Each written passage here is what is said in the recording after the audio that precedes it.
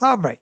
We were just talking about how um, your 2025 year was huge, like in terms of progress and the whole nine. And you were saying you entered into 2025.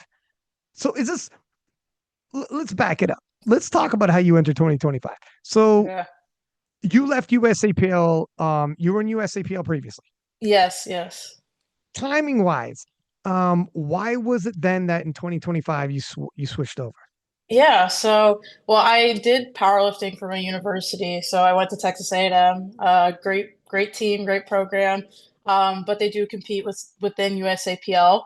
Mm. And so it wasn't really until after my first collegiate nationals that I did raw that I realized like, oh, I think if I'm not mistaken, I think I had out totaled Carolyn Connor at my collegiate nationals. If I didn't out total her, it was very close totals.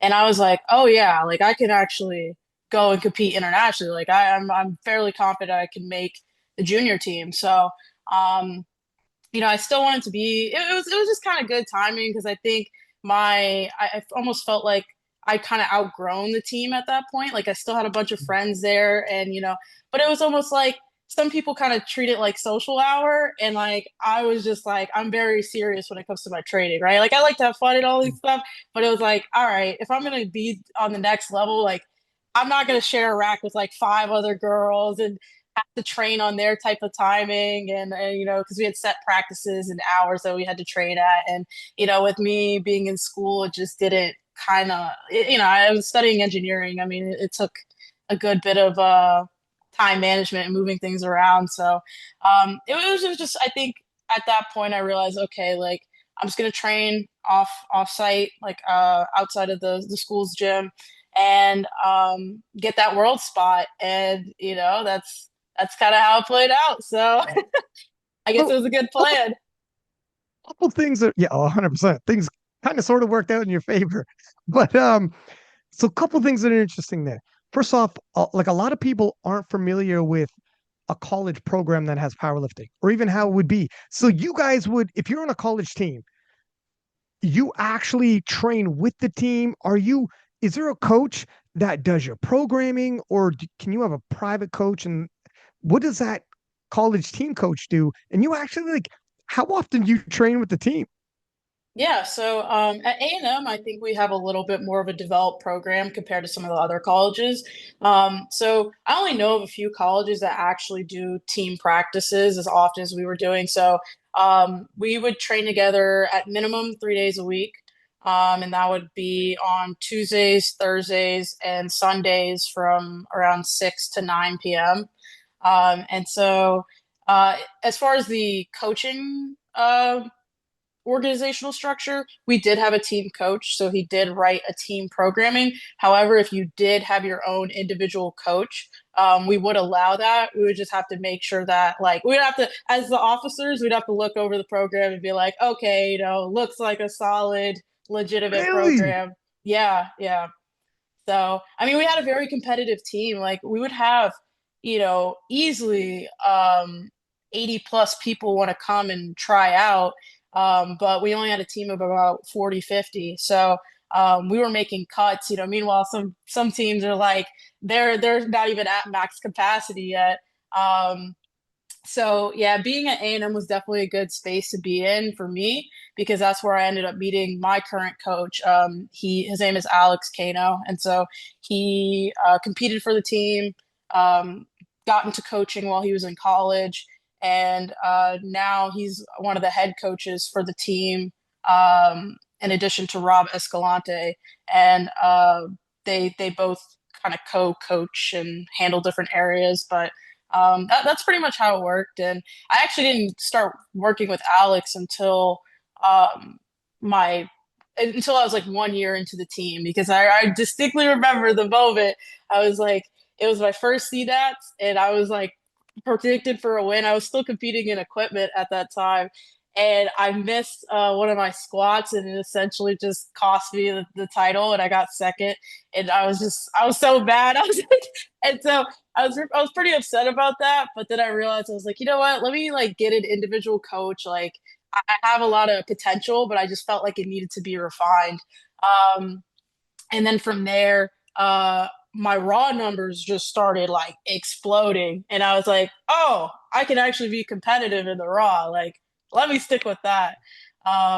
And yep, the rest is history. So, You guys had 40 to 50 people on the team. So you mhm. must have like split up the training days because you, or was like that many people in the gym, all powerlifters at once? Because that is wild Yeah, with equipment. so we had our own private room within one of our like physical education buildings at A&M. So that is another perk about A&M powerlifting. Mm, A lot of other teams don't actually have their own facility. They'll like have a gym that sponsors them, something like off campus. But we had our own facility, and so we had Alico plates, and I think we used ER racks. And so I mean it's a pretty nice facility for being in college, and it's like I think the team was started in like the 80s. I could be wrong on that, 70s, 80s, but it's been a while since it's been around.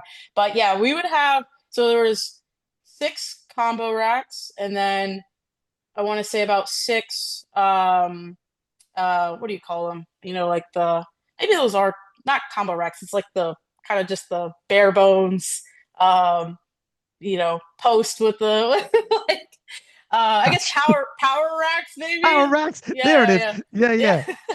So yeah, between that, so we had essentially like 12 stations. So it would be about 4 to 5 people a rack if everybody was at practice, which they also take attendance. So you have like you could only miss so many Oh days a shit. semester. Yeah. So So with that many people, and it's all equipped. no. So we had sometimes it was a choice of whether people went raw or equipped. Mm, But sometimes we'd make people go into a certain category if it was for like a points standpoint. mm. But for the most part, it was like a mixed bag. I would say about half equipped, half raw. Um, so yeah, well, on the equipped day, like once we got into like meet prep, and it gets even longer because you gotta wrap the knees, and Oh, yeah, it's kind of brutal. like I guess um if you're going to quit, having a team helps, like putting the shirt on, wrapping the knees, Hmm. stuff like that. Then you actually need people around. I got you. But if you have that many people sharing, holy smokes, that's gonna be like, yeah, I don't know, you're gonna be there forever. Yep. And Doing now you see why I was like, I need to go train on my own. I can't. yeah, I this was is on the no. team for 2 years, and I loved it, right? Like, but I just got tired of it, and it was like I want to be in and out of the gym within 2 hours, and it just wasn't possible to Mm. do that in that environment. So yep, had to be done. But and then on top of that, I wasn't even going to be able to compete for the team because I was going PA. So it was just kind of like, So a couple questions there. So like when you're in the team and you were saying it wasn't like, was it highly competitive and serious, or you were saying it was maybe some were happy to be on the team and just kind of, I don't know, like, that's kind yeah, of the impression I got when you said that. yeah. Like I'm sure it was competitive, but what was the vibe like there? Yeah, I mean, it was a mixed bag. And so, I mean, it's kind of just like you put 40 people in their late teens, early 20s with Oh, geez. underdeveloped frontal cortexes all in the Yeah, same yeah. room. And, it's It's like bound it's a to like, party. The wrong coach doesn't show up. People are smoking weed. Okay, people. no, nothing, It's nothing that crazy, nothing that crazy. But like I would say, overall, we had a competitive team, right? Most people were there to take it seriously. But yeah, you do have your people that kind of just treat it like social hour, and they're just kind of like they're in that spot where they're like have the potential to be like better, mm, but just kind of like all right, like just kind of la di da di da. I'll take my squat sets with 30 minutes in between. right, right. Fair enough. And are they, are the people on the team like powerlifting fans? Would you say, or is that also on the spectrum? Like some of them knew who is who, and we're paying attention to what's going on. Like obviously USPL is even different than the IPF, but are Yeah. people like watching Open Worlds, watching Sheffield, talking about training in that serious into it? Yeah, I think it's the same thing. I think it's a mixed bag, right? I think a lot of the guys on the team were like heavily into it, you know. They're like I remember we were having we host a meet every year, so it's called the Aggie Showdown. And it was either the day of the meet or the night before we were setting up and they had Sheffield on the on the TV screen. Yeah. So they were watching Sheffield like as we were setting up. So yeah, I think there are those people that are like into the sport. And then like for example, I was talking to one of my friends on the team, the I think this was last week or a few weeks ago, and I was telling her, I was like, oh yeah, like I'm going against Megan Scanlon at Avancus. And she's like, who's Megan? You know, it's like so You're like, who the fuck is Meg? You go, who the fuck are you? What are you talking about? Who's Megan? You get aggressive on her. What? yeah. So, Wow. I can't blame because I mean, I was like the same way a few years ago. I knew nothing about powerlifting. So funny story, Really? right? One of my first meets I did on the team was H Town Showdown. So it's a annual meet that they host in Houston, at TSS Houston. And so I was there and I think a group like kind of the corrupted group like Russ and Weeze and like who else was there? One of the guy with Training. the Cranon was there as well. Yep. And so I remember my teammates coming up and being like, "Oh, so and so's here," and I'm like, "Who's that?" Like, oh. And Yeah. so I barely even knew about like I knew Russ's name, but I honestly I if you asked me to like pick him out in a crowd, I'd be like, I don't know, like Oh my yeah. gosh. And this was only what 2 years ago, a little bit over 2 years Holy ago. smokes. So, Yeah. 'cause you've been powerlifting for years though. Yeah, yeah. So I think I got into it in a more uh organic way than maybe like a lot of people get into powerlifting nowadays. Like, because it's so popular on social media now. Like, Hmm. if you're in the fitness community, it's bound to come across your feed at some point. I got into Hmm. powerlifting through high school, and funny enough, so my powerlifting coach in high school, she was the high school swim coach, right? Swimming, powerlifting, completely Yeah. different sports. So her kids were swimmers. They were pretty good swimmers. And they're like, let's start a powerlifting team. And she was like, okay, I mean, I guess I'll sit in as the coach. She knew nothing about powerlifting. I mean, it was pretty much just like all started from scratch, right? And but I had been lifting weights for a few years before that because I did track and field. So I did shot put and discus. So I'd already Mm. built a pretty good strength foundation from that. And then like first year doing powerlifting, like I won state champ and got best lifter and stuff. And I was like, and so in high school powerlifting, it's only equipped. And I knew nothing about equipment. I literally ordered my equipment. It came in the day before state. So I'd never even trained in it. I didn't know you were Oh my supposed to God. train in it. I just put the suit on and just went for it. Jeez. You're like, first off, I needed my parents to get it on. I couldn't hit depth. I can't imagine a bench shirt. Did you Yeah, wear a bench shirt? I'm pretty sure I did. Yeah, yeah, Oh my God. I tried one once and was like, get this shit off of me. I can't, I'm gonna kill myself. I yeah. can't believe. Wow.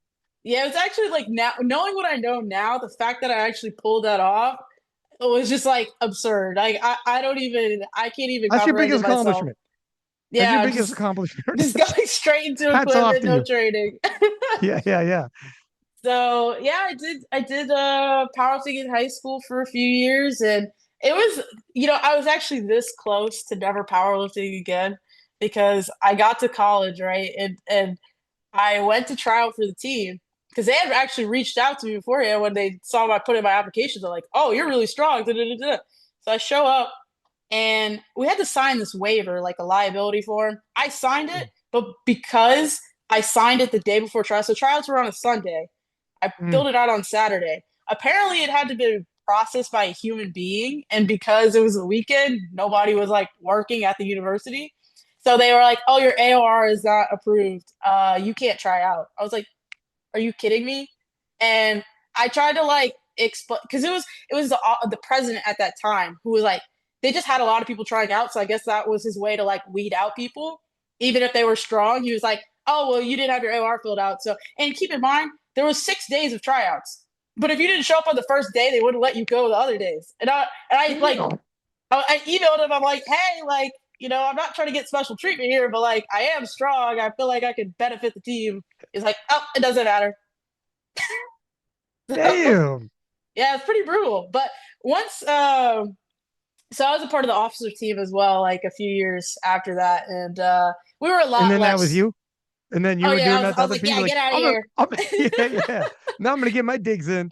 Like, fuck these guys.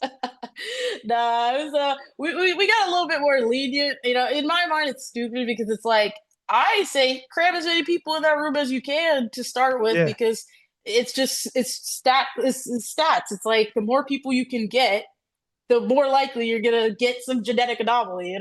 100%. Um, Can you imagine you turn away a genetic anomaly because of like a day late, whatever the hell? Like, oh mhm. no, let me see you lift. Let me Imagine, see you lift. imagine now, like years later, if I That's was right. like, "Hey, you I remember hope when you. you turned me away, and now I'm a I hope world you. champion?" Like, I'm gonna tag that guy in the Avantis comment section when you do your recap. I'm tagging him in there. Be like, "What's up, Playboy? You yeah, almost missed the boat, huh? You almost missed the boat." I know, man. But yeah, it's so that was my freshman year of college, right? And I just was really demotivated. I just stopped lifting. I lost like 10 pounds. I was just like not eating, not lifting. I was so stressed out because like Mm. it was my first year in college and I was just away from home. And I'm not from Texas, so I was going out of state and I just did not know a soul in Texas. So it was a little bit of a rough transition period first year, but I think going into my sophomore year, like things completely 180'd and uh, joined the team again. Well, they actually let me in this time, crazy enough. Friday Yeah. afternoon, but it was Friday. Relax. Yeah. Hey, I made sure I Ah, filled it out on time. So, that's right. um, yeah, and then powerlifted for them for 2 years, and then I was on the solo mission after that. So, I am so. The other thing was, I was shocked to hear you went to school or you're going to school for an engineer. I didn't yeah. think you were your personality type. So in my day job, um, so I'm a plant manager. So I have like Okay, gotcha. people are shocked that I'm a plant manager, anyways. So who am I to talk? They're like, dude, you Yeah. don't usually have. I'm not like this at work though. But anyways, all the engineers I know are like not a personality like you. Yeah. It's Not very like you. You're rare. like outgoing, funny, talkative, the whole nine. And not that I don't like the engineers that work at my work. Um, I know I how it wouldn't have is, guessed that. like I would not have guessed that. yeah, I think so for me I kind of took a more anti-traditional route with my career. So I studied chemical engineering, right? I did a few internships. So I worked in a plant in Houston for a few months and kind of got the gist of that. And I was like, all right, I mean, this is cool. But I always knew, like, even my freshman year, I was like, I wanted to do like sales. I want to be more on the commercial side. I just felt like it would fit my personality better. I'm very like, Mm. I like people. I like talking. I like, doing all that stuff. Um, so I did that, and then I did an internship on the sales and marketing side with the same company. So I was like, okay, I feel like this is going to suit me a little bit better. So now that I'm graduated in my full-time role, I'm doing a sales and commercial role with the company that I'm with. So my first rotation is in application engineering. So essentially, I am sizing and putting together proposals for industrial valves and Mm. then in my next rotation is going to be more on the sales side, working with our direct sales team. So, yes, I am an engineer, I guess a nerd by trade, but I found a way to make it suit my personality a little bit more. Because, like I said, engineering school was like, I just felt like, I'm like, I'm just glad to get out of here so I don't have to deal with these like concentration of like, for a lack of better term, just a bunch of like kids with autism. Like, Bless. I I mean, so I went to school for marketing, like a bachelor of commerce, but my major's marketing. Got in sales and like ended up in operations and like plant manager, whatever. But sales and marketing, 100%. if you would have told me that, because you are for sure outgoing, can talk in the whole nine, I'm like, yeah, that's what I would have figured. So Yeah. when you're on the team and then you decide that like I got to do a bit of a change here and you Mhm. start training outside of the team, is it is it like how is that perceived by the team? Are they like, what the hell? Yeah. No, I think I kind of like told them I was gonna quit before I even quit. It wasn't like a surprise to them.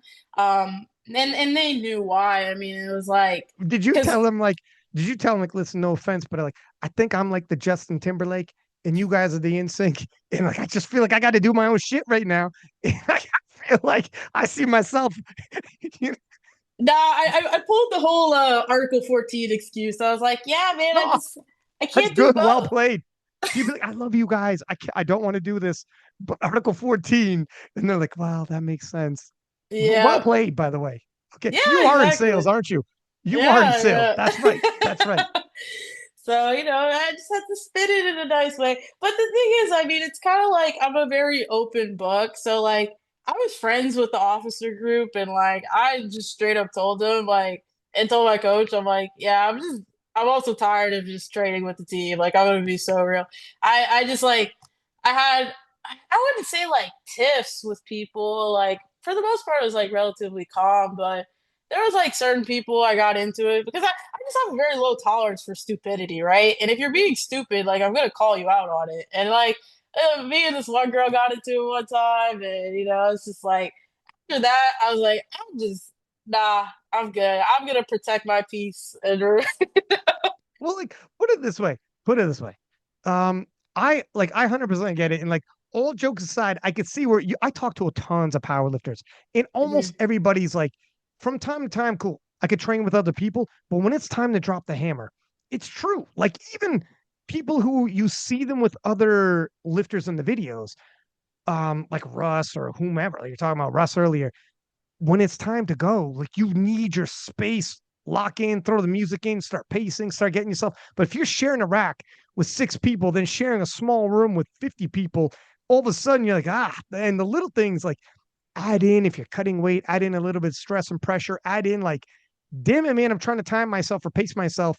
And I have to Mhm. check in with six different people between every single set. And you're like, oh, can I, you know, it's not even like I don't like it's not that I don't like you guys, but I just need my own rock, or need to Yeah, do my own yeah. thing for a second here. And I can hang out with you guys here and there out in social times. But I get it. I Yeah, get I it. will say the one thing I kind of do miss is like, if you were going hit like a big PR, right? You have like everybody in the room hyping you up. So I do like a little bit of that, but like on my, Mm, like let's be honest, that's not day to day trading. That's like a once in a block, if that, right? It depends on where you're at right. in your trading, but yeah. So like in those moments, it's fun, it's nice, and I will say I made a lot of friends through the team, and it's like we all go out to like the bars together and do our thing, right? But I mean, it's like I'm very much like I try to put like my priorities in order, and it's like for me, like being the best in the world is always at the top of my priority list. So anything that interferes with that, it's like, all right, get out of here. Like I don't care, you know? Like that's why I have a home gym now. It's like this is nice. Like I can like train whatever I want. I don't have to worry about sharing a rack with anybody. Like, I can play whatever music I want. I don't like, have to stop every 10 minutes because like I like talking to people. That's my problem, right? It's like I'll go to the gym and then we get into a 30-minute Yeah. conversation and then Yeah. I'm looking back and I'm like, oh, I still gotta Cool. do You all got to these warm up sets. 5 times. Yep, exactly. So it's like, in that aspect, I just like I train. So my current schedule is I train at my house 4 days a week, and then I'll go to my gym on Saturday. And so Mm. that gives me like time to kind of, you know, it's the weekend. Like it's not like I have to attend to much anyway. Like, I see the videos of some of these university, college, well, this is more football teams, but when they hit Hmm. a freaking squat PR, it's like they have everything short of a parade. It looks like the NBA finals and they just won. I swear to God, you hit a squat PR and they're like popping champagne. It's wild. It's crazy the celebration when those football dudes in college are all surrounding the squat rack and someone hits a Yeah. PR. So I know what you mean in terms of the vibe. If you're like, I'm going for a PR, the room knows I'm going for a PR, then all of a sudden everybody's all over you. That's hard to replicate. And that's Yeah. cool. But Yeah. to your point, in a 12-week block, that's not how it's going to be for the majority. So what you got going on, lift that home and then show up for probably those big singles or whatever. Because Yeah. Yeah. Because that's by like, yourself so is difficult to hype yourself up sometimes. yeah, exactly. And like I do basically it's kind of like primary SBD, except I just my primary bench is like the day before, but my primary Mm. squat and primary deadlift are on the same day. So it's like all the heavy stuff, I do it on Saturday, just go there. And even before I go to the gym, I actually bench at my house just because I like my Eleiko rack. Like, and we have an Eleiko rack at my gym Rise in Tomball, Texas. But um, it's like this is I call it the virgin rack, it's barely touched. Like, Nice fresh pad. but that one's getting used all the time. it's never had the touch of a man. Yeah, It's never no. you can't allow it. Can't allow not on your watch. I don't think No, so. no, No. no. So, it's just, I like benching at my house. It's if I'm really gonna die, like I've actually failed a few times here, but that's what safeties are for, right? It's an admirable death. It's an Yeah. admirable death. Let me I didn't realize how dark it was getting. Let me go turn my light on Yeah, because you yeah, can just go see it ahead, like go ahead. the darkness closing in on me. Yeah, yeah, yeah, yeah. For sure. For sure. Let's see if this thing wants to. There we go. Now you can So see my face. you switched over. So after this, you pull out the team. You're still on the team, but training elsewhere. But you kind Mhm. of started eyeballing up.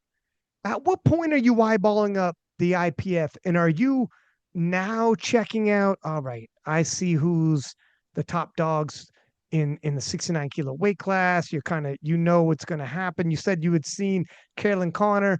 So you kind of already knew that she would be at the junior level, and we could talk about switching Yeah. over juniors. But then are you also looking at when do you start looking at the open and start realizing who's who in the open? Yeah, so I would say, I mean, I kind of like knew of the 69s. Like once what time? I'm trying to think of the time frame. I think once I like got my coach, once my raw numbers really started going up, and then I kind of like started sizing up the 69 class as a whole, like to see kind of where I could fit in.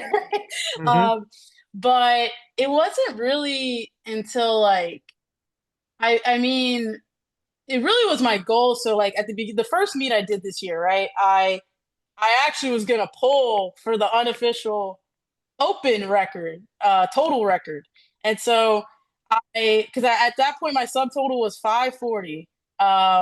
After my second deadlift, I was like, all right, let's load up 240 and pull for I think it was, yeah, that would have put me at like 555, which would have out totaled Gabby, out totaled Jackie. I don't think Celine, Celine, yeah, was because she there? she hadn't totaled. This wasn't nationals hadn't passed yet, so this was her total from SBD Rayleigh. And Mm. so, yeah, I wanted to out total them, and I was like, because that's just my mentality. Unfortunately, I got the deadlift all the way up, and then my calves cramped, and I just couldn't hold on to it. And but I knew I had the strength for it, so it was like a good little confidence boost. But I said, I'm very much like I think you should treat this sport kind of like a stepping stones, right? And so in my mind, that's the way I looked at it. I was like, all right, we'll take care of business in the junior, and then I'll worry about the open, right? And first it was like be the best junior in America. Boom, check that off the list. Be the best junior in the world. Okay, minus Agatha. We're not for the sake of all You things, don't we're just care. not going to consider her the Yeah, conversation right now. what, what the She's, fuck? she's in a class of her Yeah, own, yeah, yeah, But yeah.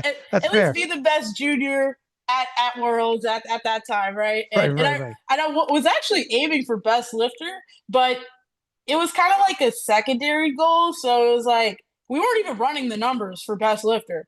It just so happened that like we just picked the right deadlift that like put me in the spot to get best Really? lifter. Yeah, Oh, like thank it, God. Because, if you would look back and be like, shit, one, two and I a could half have more pulled two and a kilos, half I would more. have, Yeah, if it would have been like just right there and you didn't get it, yeah. you're like, God damn. Because this is what so they put in 240 for my last attempt. Um, Now we were gonna drop it to whatever we needed. So like let's say Carolyn or Dana would pull ahead of me. Like what I had to do is really I think like chip my last what I did on the second attempt or go like 5 kilos. I don't know. Yeah, it was just like at that point, like I had enough of a gap. But I also like I study my competitors, right? I'm very much like that's the engineering side of me. I'm very like data driven, and Mm. I will be, like if you catch me, like I will be at the meet watching back the lifts and watching back people's lifts because I study my Firsts too? yeah, yeah. I like because I want to know like I calculate my confidence interval basically, and I'm like, okay, I think they're gonna hit this last lift. I don't think they're gonna hit this last lift, and Wow. but that's just how I like. I know a lot of competitors they don't even want to like hear about the Yeah. numbers. They don't want to see what their competitors do. They're just focused on like and like I get that right. I kind of used to be that way, but like now I'm like I don't know. For me, it's like a math game. So it's like I need like it's like that sense of like I need that control of knowing what's going on, right? Um, so, anyways, going back to the deadlift stuff, it was like so we had 240 in, and after I had already secured the win on the second, I was like, well, let's just drop it to 235. I just picked that number, right? And it just so happened to be the right number. But I don't know, like from the moment I landed in Costa Rica, it just felt like when like things are just going your way and you just feel like everything's in order, everything's where it needs to be. And like that's how I felt. Like it was like I just had this feeling. I was like, I'm gonna weigh in first in my flight. Boom, weighed in first. And I was like, okay. And just like other little stuff where I just like I was like, this is gonna be my meat. Like I just know I'm about to eat this up. Like You're like, don't crunch the numbers. 235. And it just happens to yeah, be best liver. Like, fuck it. No, let the universe tell me. I don't yep. don't damn. Yeah, so I think that's just like I'm not like a religious person, but I don't But doubt after the Junior Worlds, you were. yeah, maybe a believer, maybe a believer. That's right. Uh, Hallelujah. but yeah, I mean, it's just kind of like I think I am spiritual in a sense, and it's like I just felt like something was guiding me along that way, and like that feeling has not left like ever since Costa Rica. Like it just feels like things are just going away. Advances, hey, like I was like we could go into detail about advances later, but it's just like that same feeling of like I'm gonna hit that 567 total. Like I'm gonna make it happen. And we did. So, When you won, okay, so when you first came over, you had high expectations right off the bat. Then you were like, I'm going to take the U.S. title. You knew Carolyn was there, and at nationals, so you had made a post that you had more than people thought going into hmm Junior Worlds. So you were confident. So even though there's like a 1.5 kilo spread at Nats, you were like, look it, you were probably like, if you can, you're gonna drop the hammer at Junior Worlds and create a spread. And this is yeah. where the confidence came. So all of this was no surprise to you. Were you pretty much like when you came over, level of confidence wise that you were gonna make Junior World team? This was like Oh would be a yeah. very yeah, okay. I was like, if I fumble this, like just retire me. Like Retire me. That sounds like take retire me me up at back. 22. Take me up back. Shoot me like like that's it. Like old Bessie, just take me out. Yeah. But no, like I knew like I'm one of those lifters. I'm very confident in my skill set. Like and I don't care. Actually, when people doubt me, it makes me do better. Like I love when people are like, oh, you can't do this. Like for example, Carrington's he was handling me at advances, and he actually handled me at Junior Worlds as well. And him, me, and my coach, we all got into a debate because he was like, oh, you're not gonna be able to beat Celine. Da da da da da. I said, all right, cool. I knew what I was capable of, right? But you have to put up the numbers for people to really believe that, right? That's just the way the sport works. After I want to say after my squat or like halfway through the meet, like let's say bench or something, he's like, "Oh yeah, I believe you can beat Celine now." You're like, little too And then late, Playboy. We're yeah, halfway and then through bench right now. You see my subtotal, and now you coming? Mm, and then after deadlifts, so he was like, "Oh yeah, no." It was like the nail in the coffin, like right. and that's like that was advances gave me that opportunity to say, I'm coming, like, and but going back, it's kind of like I looked at Nats, right, and like I don't know. I don't think Carolyn posted a lot during that prep. I think out of Can't remember anybody, now. I probably post the most out of all my. I'm very much the anti gatekeeper. Like, if you're gonna get clapped, you're gonna get clapped. It doesn't matter. Like, that's the way I look at it. It's not really gonna change the strategy all that much, if I'm being honest. Especially since I knew, like, all right, there's probably going to be a bit of a spread. But yeah, going back to Nats, it was like, yeah, we totaled 1.5 difference, but I don't think like people thought my last deadlift, like I didn't have much in the tank. I was like, I don't think you'll understand how easy that last deadlift was. Like it was like eating a slice of cake. Like, you know, so yeah, I was like, honestly, it's crazy. And I hope this doesn't come off the wrong way, but I going into Worlds, it was like, okay, I'm sizing everybody up, right? I thought Dana was gonna be my biggest competitor, right? Obviously, she was putting up crazy numbers in the gym, but I also factored the fact that she used to be a 76. So Mm, I was like, I was like, I'm feeling the cut is gonna nerf her. That's exactly what happened. I mean, I'm not gonna say exactly, but like I know she had a cut. I don't know what else happened. I don't know if the taper just wasn't. I'm not gonna speak to that because I don't know, and I don't want people to just clip me and be like, "Oh, she's talking crap about." Like, no, no, no, no, no, no, yeah, yeah, yeah. no. Got you. So, but yeah, I thought like Dana was gonna be my biggest competition. I hadn't even really like factored in Carolyn because it was like, all right, I beat her once. I saw like what she had to bring to the table, and I just knew I had more to bring. So it was like, okay. And then what's crazy? I didn't even learn about the Canadian girl until like I was in Costa Rica, and I was like, who is this they're talking about? I was Oh, but I was like, well, oh, okay, you had a spread. She was obviously yeah. in the mix for a podium, but you had a spread. But going in there, when you land there, this would be your first world championships. Hmm. Whoa, what was your impression? Were you? I mean, you got USA on your tracksuit.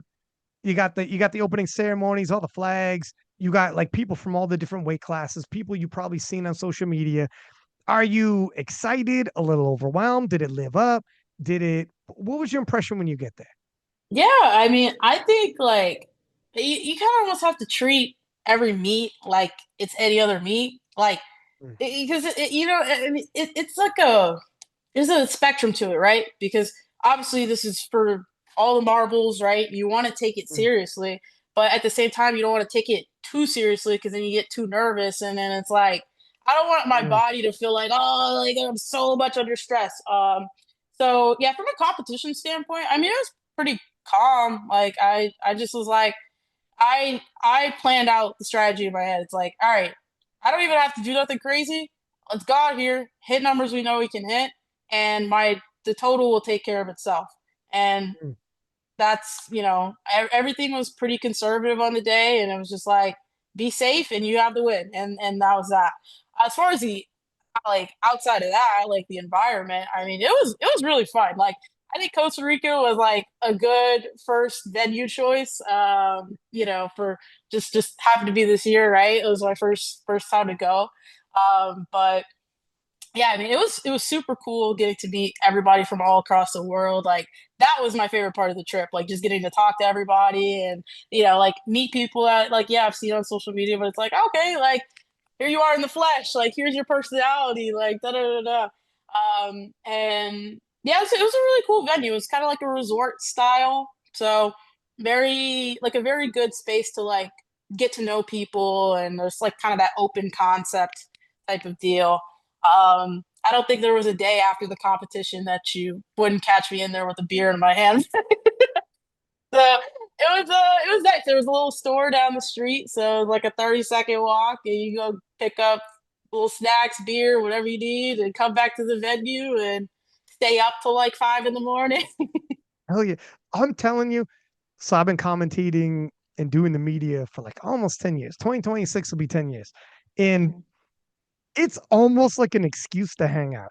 Like, oh, Hmm. I got a job to do, but half of it, I sleep so little when I'm at these events because like I just don't want to miss nothing. I'm in like the Yeah. hotel lobby with like everybody you only see at Worlds, or US Nationals. I do US Nationals as well, like Sheffield or whatever. And it comes and goes so quickly. And it's an international event. Like for yourself, okay, well, first off, I'll just tell you, been doing this for 10 years and it still doesn't get old. Yeah. It never leaves you. Like you show up and it's a global event. People all over the world came for this. And you're talking about like meeting people you only see at social media, but like for instance, I do this podcast every single week. So I see people that I've sat down and had conversations with, and you could actually see them in real life and hang out. And there's like everyone hangs out in like pockets sometimes. And anyways, so yeah, you don't want it, you want to live it up while you can because it comes and goes so quickly. But Yeah. your experience of representing US at a world event is like so few people, like 1% are going to be able to experience this in all sports. Did it did Hmm. it did that It kind of did you feel that or what were you thinking? Yeah, no, like I joke around and say like I feel like my inner patriot just was like "Rah!" I just it set in like once I got sent the singlet and the tracksuit, I'm looking at it and I'm like, oh my goodness, like I was so excited, right? And like I was just like, let's go, USA, baby, like I feel like especially like too, I feel like a lot of people of my generation, they just like hate our country for whatever reason. They just like hate the. I'm like, all right, we're gonna ship all y'all to Palestine. Like, you want to keep talking crap well, about the USA? Like, well, the thing is, you feel certain ways until you got like until you get to a global event like this and you hear your anthem play overhead, your flag behind you, and all of a sudden you're like, hmm. holy shit. And you know, like some of the people you looked up to in all these other sports of in the Olympics or whatever. And you're like, holy smoke, I get it. This is cool. You can't Yeah, replicate that. and like I had like a very unique moment, at least for me, because I'm not a like super emotional person. I'm not a super emotional lifter. Like I'm very much like business, business, business. But it was before the meet. It was after weigh-ins, and I saw my dad, and like my dad's like my rock on meet day. Like I'll do it. like he is the one that like I feel like anchors me down, calms me down, right? My mom's the opposite. She says all this crazy stuff. I'm like, I need you to be quiet. Like, please, you're stressing me out. I'm already stressed out. But I just like I think like too, I was looking through like some of my lists, like even the days before the meet, and I just like it always like made me tear up because it's like I think you spend so long kind of with tunnel vision of like, I need to add this to the total. We need to improve this. It's like you constantly have to critique yourself because that's how you get better. But these are the moments where you can like have those like, it was like a feeling of gratitude that I never had experienced before. And it was so strong that it brought me to tears because, so I was sitting there talking to my dad. He's like, how do you feel? And I just like, I just started crying and I was like, all I could get out was like, I've worked so hard for this and it's like finally here, It's like, I just know like I've put in hours and hours of going all the way back to high school. It's like and all just like all for it to come to this moment of like I'm here. I'm gonna represent my country. I'm going to like have the chance to become world champion, like and finally put it into into motion, like in reality, right? It's this thought that like has literally been driving all my actions for the last like I don't know how many months, like I don't know how many years, but it just like yeah. So it was crazy. It was just like I finally could like take a moment to appreciate like the work and myself as a lifter, and just appreciate like the opportunity in general and realize like and it just and every time I feel like in that moment too, it almost feels like it's the beginning too. It's like I finally got here, but there's like so much more to come, right? Mm. So it was a lot of emotions at once, right? And I think I just like had to get that out. And then, my dad told me, he was like, I was worried about you because like I never see you like cry or anything. But once I got back there, I was like, all right, time to handle business, had my moment of vulnerability and then got to work. This was before you lifted Yes, yes. your show. I thought this after you won. And No, he's like, "How do you feel?" this is like That's right after weigh-ins. Like it was okay. This that changes everything. Like yeah. when you because I don't know. I wow. So you for sure were peaked and ready and like, all right. Well, now I got different questions. So beforehand, you definitely felt the moment then. You definitely for sure were very much aware this is special.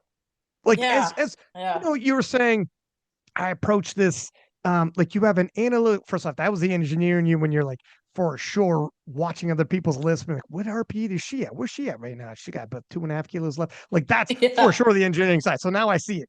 But it's also cool that you actually, because very few people, I try to give advice here and there and just say embrace the moment and be present. It's going to come and go so quickly, and sometimes you put so much pressure on yourself, and you some people do put on the blinders, they don't look at what other people are doing, and it makes it easier to get through that day. But if you're just Yeah. getting through that day, like that day is special in the Hmm. fact that you in one moment before you even got to business let your guard down for half a minute and broke down in front of your dad in like for sure your dad will be able to do that to you. But Yeah. in that moment when you're feeling like holy shit, my dad's watching me and I'm representing USA and like this is the world, this is happening. Like this is but how wild. So was your dad's impression, first off, why do you think beforehand that it happened? And what was your dad's impression? Was he like, oh shit, is this good? Is this bad? I don't know. Yeah, I think so like I said, it was kind of like in the few days before I almost like cried a few times because I like it was like that feeling of just like presentness of like I am in this moment, I'm actually here. And I think like to take a step back, right? I think a lot of the meets I had done in the past, even if I won, it never really felt satisfying because I could never like truly savor the moment. It was like, okay, we expected this, like, you know, time to go back to training, time to, and it's like you're happy that you won, but you can't really like truly enjoy it. There's a very big difference. And so I think like, even before I got the win, like a few days out, it was like I think well, and let's go back a few more months as well. So I was having like a really rough prep, and not a lot of people know this. It's like 3 months, like right after nationals, I had a very shitty block. Like it was like, ooh, like, I was like, this is not looking good, chief. Um, and so I just also had a lot going on in my life at that time, and I try to not let whatever's going on, the craziness, like affect my training and stuff like that. But I was just like in a very like depressed state, and I just like I realized like I have to change my mentality, like, and I think that's where I realized, like, once I had that flip in my brain, like, that's when I knew I was going to be champion because this is another thing I study about my competitors. Not only do I study their strength, but I study their mentality.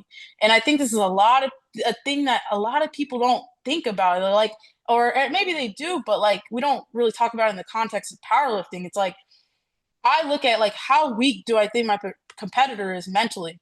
Because if I see that little gap, if I see that like uh that weak point, I'm going to exploit it, right? And it's like I just know like when it's grind time, when there's pressure, you got to pull for the win. You got to put the emotions aside. There's a personality type that can get it done, and there's a personality type that's gonna fold. And I put people into those categories of like, this is what I think they're gonna like. This is like all predictions, right? And so I realized if I'm going to be junior world champion, open world champion, like one of the goats in the game, I have to make sure my mentality is like a fucking fort. Like nothing is going to penetrate that and nothing is going to get in my head. No, nothing anybody says. No circumstances of what's going on. I can't let a missed lift get in my head. It's like I have to be the Ford. And when I realized that, it's like, boom, training's going good again. Why? And then from a programming standpoint, like I also have a very heavy input to my program. So I said, these are the changes we need to make, Alex. Like, let's do it. Go back to like what was working. So we did that. So everything was just going smoothly. And that's why I say, like, I knew coming in, like, I knew the work I had done, not just physically, but I knew the work I'd done mentally. And um I think that's why it's like, some people call it like being a gamer, right? Like being able to just execute, right? And like I knew like that's gonna be me. That is like the legacy I want to leave of like this girl is the girl that's gonna get it done. She's gonna execute. And so yeah, I felt that way. And I know, I guess circling back to the original question, I know I got on a long tangent Well, there, one but sec before you do, because this is interesting. Before yeah. we'll go back to the original question, but you opened up a good conversation here because Russ has talked about, and I've brought it up before, but Russ has talked about if he gets a sense that the moment is maybe getting to you, if he gets a sense of that, he'll start doing things like, for instance, in the weigh-ins, he'll start making his presence known, peacocking a little bit. Hmm. Walk when he walks through the hallway. He walks by a little closer than he needs to be, stuff like that. He's just taking up a little more room than maybe he ought to when he's walking down. When he's in the back warm-up room, maybe he comes over to your chalk bowl and you realize like, well, that's funny. He has a chalk bowl over on his platform, but he's walking by using my chalk bowl. He'll walk through your platform and you weren't about the squat. He's not going to walk in front of you about the squat, but maybe you're standing by the squat rack and he walks across your platform. Things like this, nothing crazy, nothing enough to call him out about, but enough that you know what he's doing. That's enough. Hmm. If you got a sibling, do you have siblings? Kind of, but not really. So I'm the only child out of my two parents, but I have like a bunch of older half siblings, but not like that traditional sibling experience, you know? Okay. Okay. I got two. I can tell you know how to get on people, get on their Hmm. nerves, but being like, what did I do? What are you talking about? And That like like, but subtle damn well, psychological warfare. you know damn well, you know damn well. Yeah, And yeah, he will do little things enough that you recognize it. And kind of to your saying, he's just he's just throwing you off your game a little bit of stress. If you're already stressed, he's just gonna amp it up a little bit. If you're already a little off your game, he's just applying it. And if he's in the lead, he's gonna let you know he's in the lead. Because you might, how many times I've had people on this podcast and they say, I don't want to know what other people are doing. And I mean the top of the food chain people are like, I don't look at the numbers, I don't pay attention. Well, Russ knows there's a lot of people like that. So what is Russ going to do when he's in the lead? He's going to come back and be celebrating and being like, let everybody know, like, shit, 5 ahead. It's only squat. Like, he'll let you know. And he'll be yeah. talking loud enough that so you can't put your blinders on. He's going to let you know. Hmm. And then, oh, wait, it's going to take a big deadlift to beat that. Because if he's, you know what I mean? Like, he'll let you know. He'll get in you. Yeah, So if he gets a sense, he'll be like a train coming down the tracks, like he's coming downhill on you. And you're right. Like it can, it matters when people come on the podcast and say, I purposely don't look, I purposely don't pay attention. I don't want to look at the numbers. And I mean, a lot of people do that. So people can't say like, no, they're reading into too much. It doesn't matter. Then why aren't you looking at the numbers come meet day? Then why aren't yeah. you watching your competitors come meet day? You can't have both ways. Yes, it matters. Yes, it Hmm. matters to your point. And you could throw people off the game, apply more pressure, or just make people happy to come in second or third just by doing little things. You know, Yeah. uh, it happens. It happens anyways, to your point. But yeah, sorry, I don't even remember what my first question was. I hope you do. It was oh yeah, what was my dad thinking? But That's right. yeah, That's right. There it yeah, is. but Thank you. to go off your point about Russ, I mean, yeah, I think 100%. Like the thing is, I mean, any type of competition, you have to exploit every single area you can, because every little thing matters. And it's like, I know nobody's gonna get in my head because like I said, I've built that, I've like consciously put that effort in to say I have a champion's mentality, right? But most people don't think about that. And so it's like, yeah, I will do little subtle stuff. I like, and I like even on social media, like I'll like call my competitors. I don't care. It's like because like, and I don't want to like call her out, but it's like, like me and Carolyn, like people thought we had like this serious beef because I said I was gonna break her records and I like put her in this edit and stuff like that. But did my tactic work? Yeah, it did, because she told me on meet this, she's like, I couldn't even look at you. I said, well, there you go, right there. Like, you know? And it's like I don't want to like come off and seem like bad sportsmanship, but at the same time, like I'm gonna do what I gotta do to win because people don't remember the people that came in second place or third place, like, unless you're already like at that status. It's like somebody in my position where I gotta fight to get to the top. I need to win everything that I'm doing. Like I have to because I don't have a choice. It's like like in the sport, you're like I feel like you're either a winner or you just kind of like fall into this category of like people forget about you, and like I want people to know my name before I retire, like um, but yeah, going back to the thing about my dad. So like he said he was worried about me. Like I don't know, at the time, like he started tearing up as well. He's the type where he's like very proud of like what I've done, and he just like every now and then will be like, I don't even know how like you've gotten to this point. Like not saying he doesn't know how I've gotten to this point, but like he's just like I guess like just in shock, like awe that like you know, imagine like your daughter is like representing Team USA. Your daughter is a world champion. Like what are the percentages of that really, right? So I mean, as far as my parents go, like they try to make it to every meet that they can, and they're super supportive. They've always been supportive of like every sport that I've done, and so it's nice to have that, right? Because I know not everybody can maybe some people, their parents want to come support them, but they can't afford an international ticket or something like that, or their parents aren't close with them or aren't in their life, And it's like, I feel blessed to like be able to have them there with me and be able to go and travel with them and provide that opportunity. And so, it's funny, like when I was young, my mom, so I did like I used to do like theater, like acting and stuff. And my mom What? was like, yeah, Wait, I totally could see that, by the way. yeah. So Yeah. I think yeah, I transitioned. I was like, I don't want to be known as like the weird theater kid. So I just I got out of it. You're like, I want to But slap the books out of those kids' hands and bully them. now my strength was enough. Like I always say, I just get strong so I don't actually have to fight people because I just, I try to intimidate them before we get to that point. But my mom always said, she was like, when I was younger, like, oh, I want you to be a Broadway actor so I can come out to New York and watch your plays and stuff like that. And in a way, I feel like I just ended up doing a different version of that. Except instead of going to New York every time, now we're going around the world. I mean, you could do a masterpiece. You brought your dad to tears. I'd say you did a good job. Plus, you ever thought like, look, you're not acting. Are you acting right now?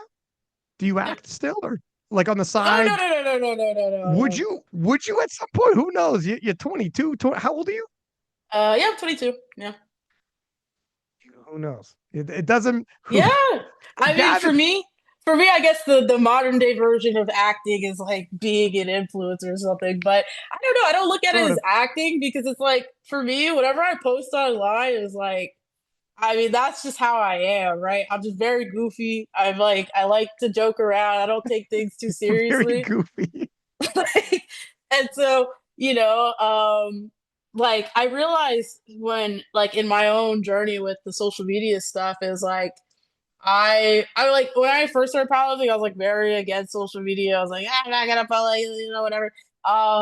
In hindsight, like I, Really? I That's regret a that shock. decision. Yo, Because, like, you were the thing. That's a first off, that's shocking to me. yeah, Because you got a lot of personality, and it would like so work against you not to because you have so much personality. And yeah, people will, I can tell you right now, just like off this conversation, but people will like you. There's some people who are um they got lifting, they're strong, but they're relatively personality free. Yeah. Like they're not going to Yeah. bring too much extra, which is fine. Whatever. It is what it is. But you are going to be able to like your posts are funny. You got like personality with it. And it's going to help. It's going to open up so many more doors for you. For Oh yeah. sure. Yeah. And That's so wild that you were against it initially. yeah, I guess I don't know. Like, I don't know why. I guess I just figured like I always have the mentality of like, why would anybody care to like see what I'm doing or like I'm just doing my own thing. Like, you know what I mean? Mm, And so but then I realized I was like, no, people actually do care about what I'm doing and people do like my sense of humor and like and so even when I did start posting, like I only really posted my lifts. I never really made any like voiceover type content or stuff like that. And once I started making content like that, I realized, oh, like the engagement's higher, like people like it was really like me just posting on my story, right? Like I just be yapping about like the most random thing, like going on like some type of rant or just like something, and people would be like, "Dude, these are so hilarious!" Like I always like look forward to watching these and stuff. And so I was like, okay, well, why don't I just like make more content like that and be just like talking about these random tangents and stuff? And like I was even talking to Bob Matthews, and he's like, dude, you need to do YouTube. Like, you have the personality for it. Like, you yeah, should you should go for it. So I think at this point I'm like at a point where like, okay, I'm starting to get more attention to the powerlifting scene. I want to be like more involved and like so I'm in the works of starting some things and trying to good. get my plan together, but yeah, it's kind of like, I don't want to just be known as a good lifter. Like I want to make people laugh. Like that's how I get enjoyment is like being entertaining. So, just got to keep making the content and putting it on different platforms and doing that whole game. You never know what doors open up. Like Yeah. you might as well. Like through powerlifting, so much can open up for you. So you might as well like give it a go. Yeah. I look So at what's her name? I don't know why I'm blanking on her name, but she's an Irish girl, black girl who's she's oh 80, list this. 84 plus. Listus, yes. And so like she's doing like a TV show now. I'm like, what? She's yes. Yeah, she was like their version of American Gladiators. I think it wasn't Irish Gladiators, so I think it must have been UK or I'm not sure. Yeah. Either way, their version of American I met Listless. First off, she's awesome, super funny. Like, but yeah, she is genetically gifted. Like Yeah. she is for sure a 1%er genetically gifted. Like she's perfect for that show. She will cream people. Like she will humble the shit out you when you meet her in real life. But um, Yeah. but yeah, it's true that you never know what doors open up. And um, like yeah, I mean, freaking, I'm flying around the world commentating, podcasting, whatever the hell. Like there's so many different avenues. Plus, like sponsors and whatnot. There's people in every weight class, but they want to know like, do you get traction? Are people paying attention? If we Hmm. sponsor you, are we going to get some return on investment? Some people think just my numbers alone should get me this. But in reality, if I'm company, it's it's return on investment. Like if Yeah. I give you stuff, like are people watching? Are people paying attention? Do people care what you're wearing? Are you one of them? And then if it is, and you got traction, of course. Or maybe all the top people are getting sponsorships, but there's gonna be tiers to this, huh? Like Yeah. there's certain people, so anyways, for sure. And on top of that, not just for return on investment and whatnot, but it's fun. You Yeah. know, it's Yeah. fun. So what? Why the heck not? Like Exactly. you And probably should. I think like from like a longevity standpoint, right? I think what sells is authenticity, right? And if you can have an online personality and like just put yourself out there and be making this like content and it's like people are going to resonate like it gets all right, like I see a lot. I'm not gonna name no names, we'll keep the peace, but I see a lot of people in this community, and it's like it just comes off like they're just like putting on this personality, like making this online persona, and it's like, okay, if that's what you want to do, like that's cool, but like most people I think find it a little bit cringy sometimes. And I think the Mm, people that resonate with that type of content are the ones that aren't really secure within themselves yet either, right? It's like you're trying to mm, like be something that you're not, right? And like that's I want to bring a different voice to it and say, hey, you could be goofy, you could just, maybe not have as much as a filter. You don't have to like be one of the cool kids, but like, you can still be strong and you can still like have fun with it because look, at the end of the day, it's like none of us are really getting paid to do this shit. It's like, we're mm. we're doing it because we love powerlifting. I mean, yeah, you have like your Austin Perkins who can afford to live off of sponsorship deals, but like let's be real, most of us are not going to get to that level.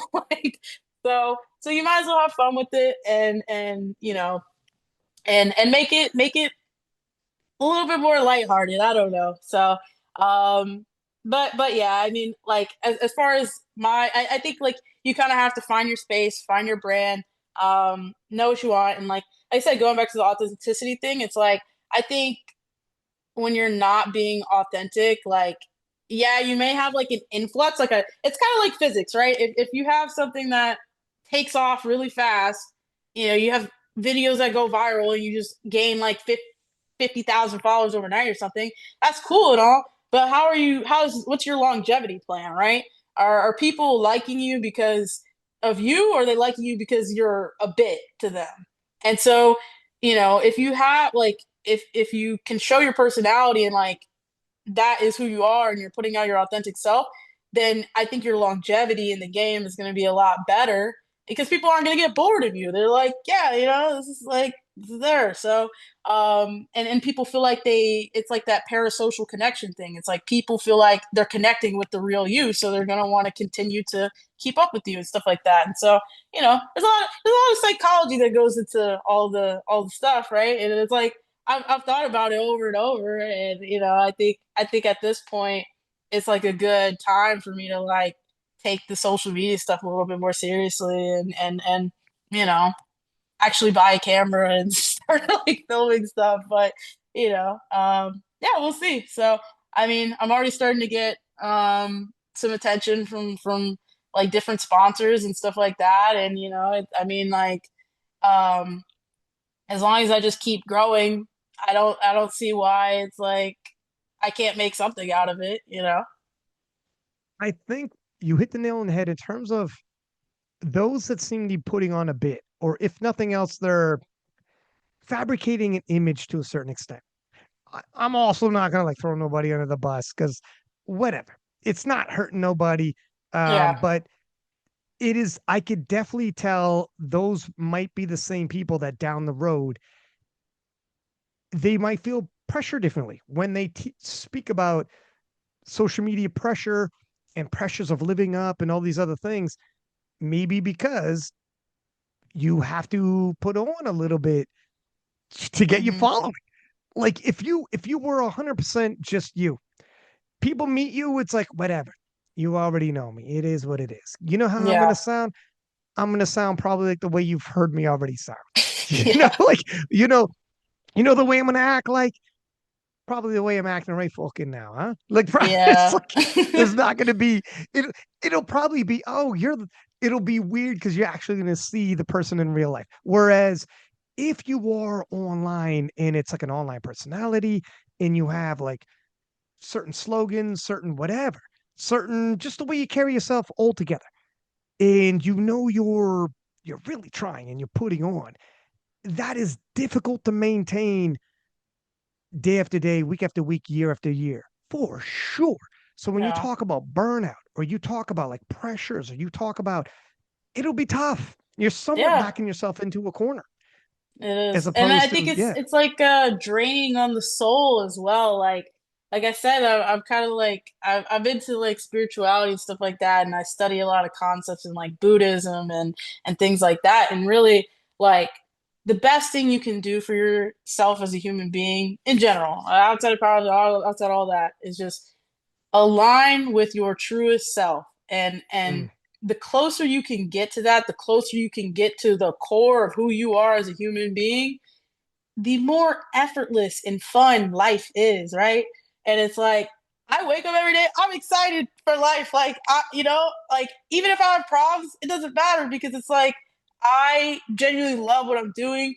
I don't feel like I have to put on an act for anybody. Like, and it's like, so life is great, but if you're constantly in this state of like running away from who you truly are, it's like it's really draining on the soul, and eventually, yeah, you are just gonna crash and burn, and it's like, so that's what I said. It's just like I think that's like, and also too, it's just everything like all energies bounce off of each other. So it's like if I can put my authentic self out there, then maybe it's gonna encourage somebody else to like open up a bit more. Or like I had Mm. this one girl message me and say, you remind me that I have free will, and I love that. And to me, that was like one of the best compliments I've Yeah. ever gotten because it's like, yes, this is exactly what I want to do. I want to like remind people that like, who cares? Post what you want to post. Be yourself. Like people are not gonna judge you to the extent that you think they will. And even if they do, fuck them. Like, why would you want to be around people who don't resonate with your true self? Then you're just Mm. resonating with people that don't actually resonate with you, right? And so that's where that issue comes in, and it just like creates friction, and but that's the thing. Like you're getting Janee, so it's like you either love me, you hate me. Either way, I don't give a damn. It's just like it's like I'm not doing this for anybody else's approval. I'm like doing it because I want to be the best in the world. I want to make people laugh. I want to like bring a different energy to the powerlifting scene, and maybe question some of the things that we don't talk about, or like and just be that voice for that. So If, like the expression goes, if everybody likes you, you might have a serious problem. yeah, yeah. You're probably placating a lot and playing it safe or whatever. There's levels to like playing it safe, and there's levels to putting out that's something that's not genuine. That's really where you start backing yourself up. Where it's like, Yeah. you're gonna probably end up making a post 6 months down the road about pressures of living up to what other people's expectations are, where it's like, that's on you. You don't have to. You don't have to. Like, but anyways, it's like Islam Makhachev. I'm a UFC guy. Islam Makhachev is a UFC champ, and he at one point was complaining about like, oh, I got another interview to do. I got like, I got to answer all these questions. I got to do all these things. And then this is about being present and like and being like and taking everything as it is, like a gift for being in these moments. So he's complaining about it because he's tired. It's at a major event. You have to do like Yeah. five of these. And young lady, like the more you do, the more you go to Sheffield, you're gonna have like full on media days. You're gonna have like guys like me interviewing you, and like, but several of them, photo shoots, videos, the whole nine. And you still got to compete. You haven't even competed yet. So there's Yeah. stuff, right? There's stuff that goes along with it. And you might be like, ah, or like, this is, oh my God. Or you might be like, oh my God, I can't believe this is happening. Like people want to hear me talk, and like I'm in the middle of a major event. Like, holy shit, this is really going on. And Islam Makachev, he had a film crew following him, and they're filming it, and he's complaining. And Habib Nurmagomedov, who's like the older brother um, figure in this, and he was the UFC champ before him, was like, no problem, just lose, just fade away. You don't have to worry about this. You asked for this, huh? You remember you Yeah. asked for this. You remember this is your dream. So this is too much. No problem. Go back home. Get a day job. What are you complaining about? Like, Yeah. what do you think you get to live a dream and have it entirely your own way? Like you asked for this. You worked for this. What do you think you get to pick and choose everything now in life? Go back to your day job. It's waiting for you. It's the same deal where it's like if you find yourself in that situation, you might not be living your authentic self. Like why is it so hard? But Yeah. yeah, you got it right, I think. The pathway you're Yeah. taking. Yeah. I mean, I go like it's obviously on a much smaller scale from something like Sheffield, but anytime anybody comes to interview, I'm excited. I'm like, oh my God, like Yeah. you care about Oh, what hell I'm yeah. saying. Like, you know what I mean? It's a gift. Exactly. Like it's such a blessing, right? Because here's the thing, like as human beings, the most powerful thing we have is our voice. So Mm, if someone wants to go out of their way to capture your voice and spread it out to other people, that is such a blessing, you know? And mm. it's something that you should never take for granted, right? It's like I get it, not everybody's like super extroverted and like that's okay.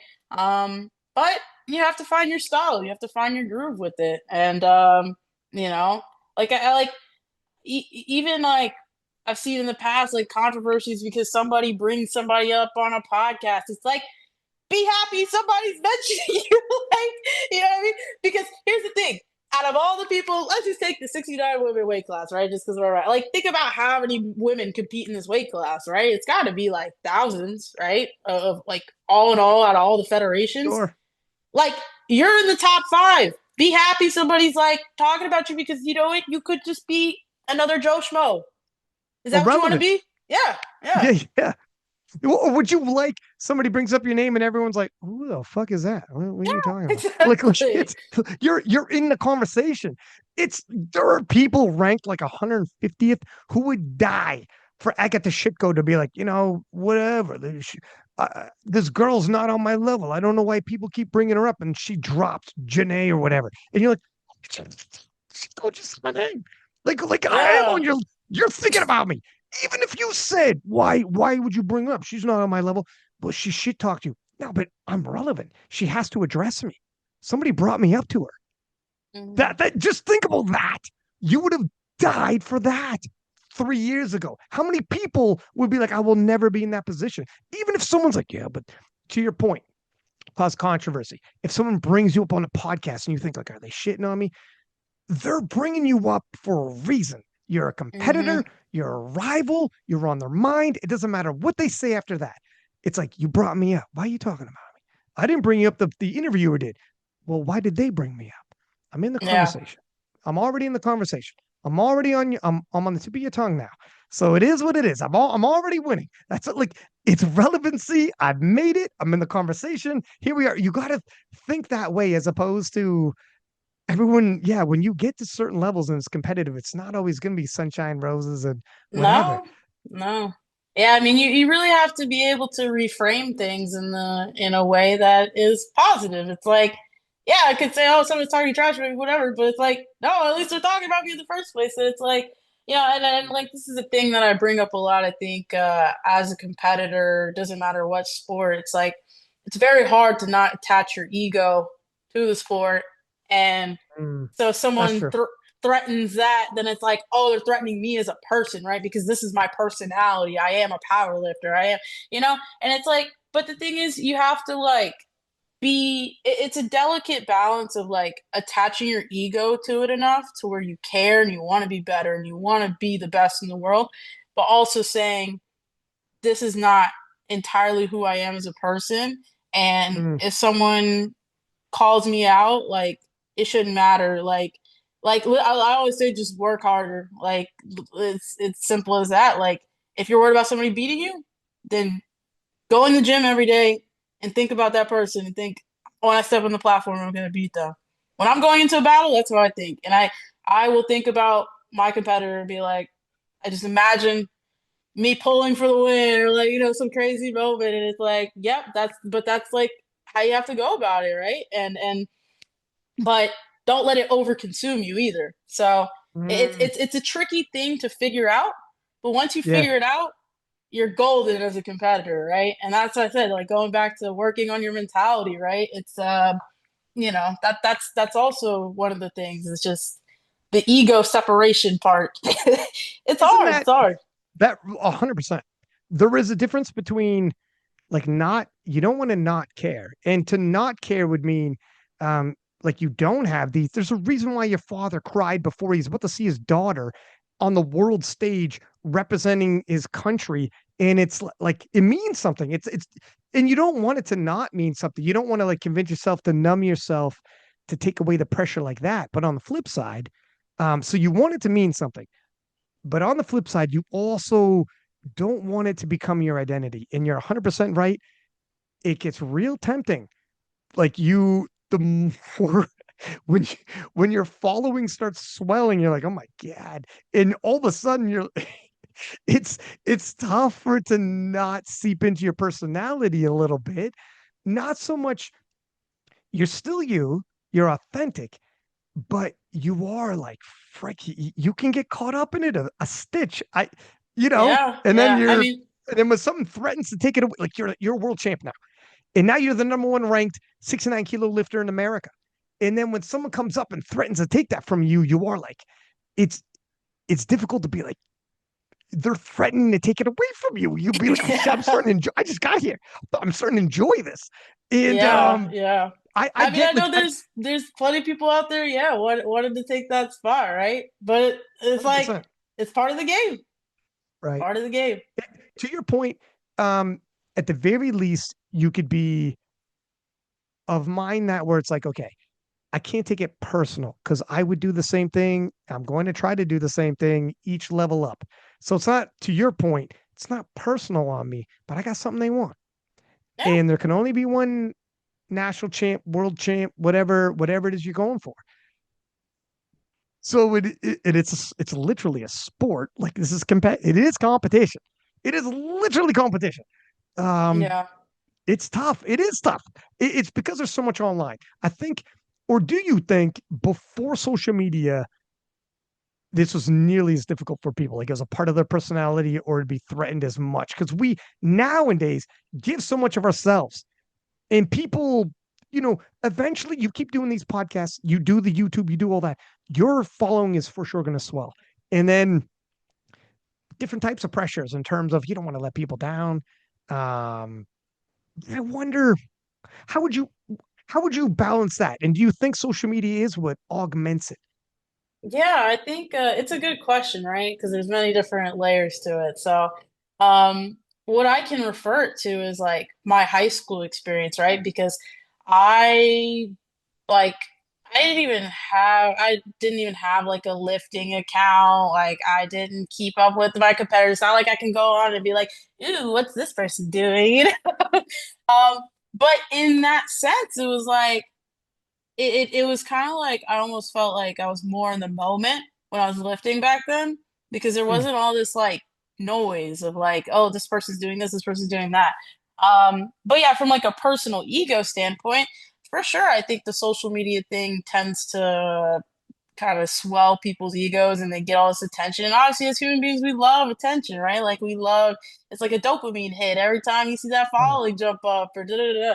And it was interesting. I was talking to one of the powerlifting influencers and about this, and um he had kind of mentioned something along the lines of like, I hate when people call me by my lifting name like when I'm out and about in public because it's like I don't like for him it was almost like he felt like he had the online personality and then like his real self, but I don't even think he fully realized like I was like you like kind of are like there are a lot of crossovers between you and your online personality that I think you don't realize.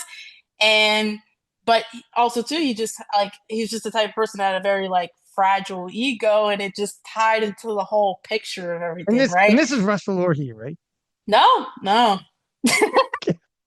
no. I won't name I go, drop so anybody. anyways, you say all that and you're like, so anyways, I'm like, Russ, relax. I'm like, Jesus Christ, you just said his name. I gotta go back and edit this. What are you doing? No, no, I'm no, joking. no, no. I love Russ. We're boys. It's all good.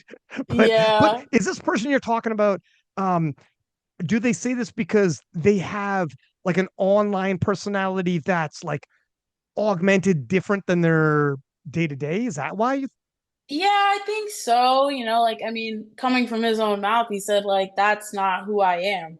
And Gotcha. so it's like but there is a bit of like, yes, that's not who you are, but like there is some crossover. And I don't think he wanted to admit some of the crossovers because, like, yeah, it would be a threat to your ego when you have, it's like this person's big enough to the point where they're like also getting hate at the same time. So it's like, it was just like, Mm, yeah, it's a difficult thing, and but that's why I said like I think the way that I want to grow myself is like in a more organic sense. Like I want people to like me for me, so I don't have to run into that issue like down the road. And like I don't feel conflicted about what I post because I know like that's just me. You know what I mean?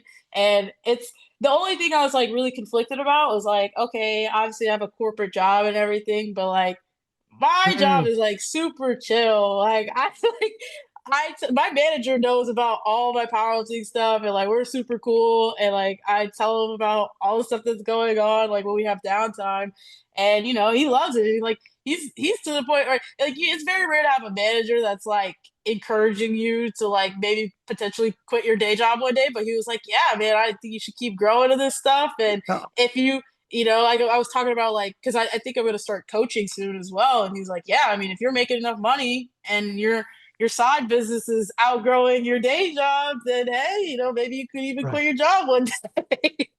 So, right. very rare to see that. But yeah, I also will say like I love my job. I love the people I work with. Everybody's super chill. It's like it's very it's almost like abnormal like how chill everybody is at my job for being a like a big corporation, right? So bust in that sense as well.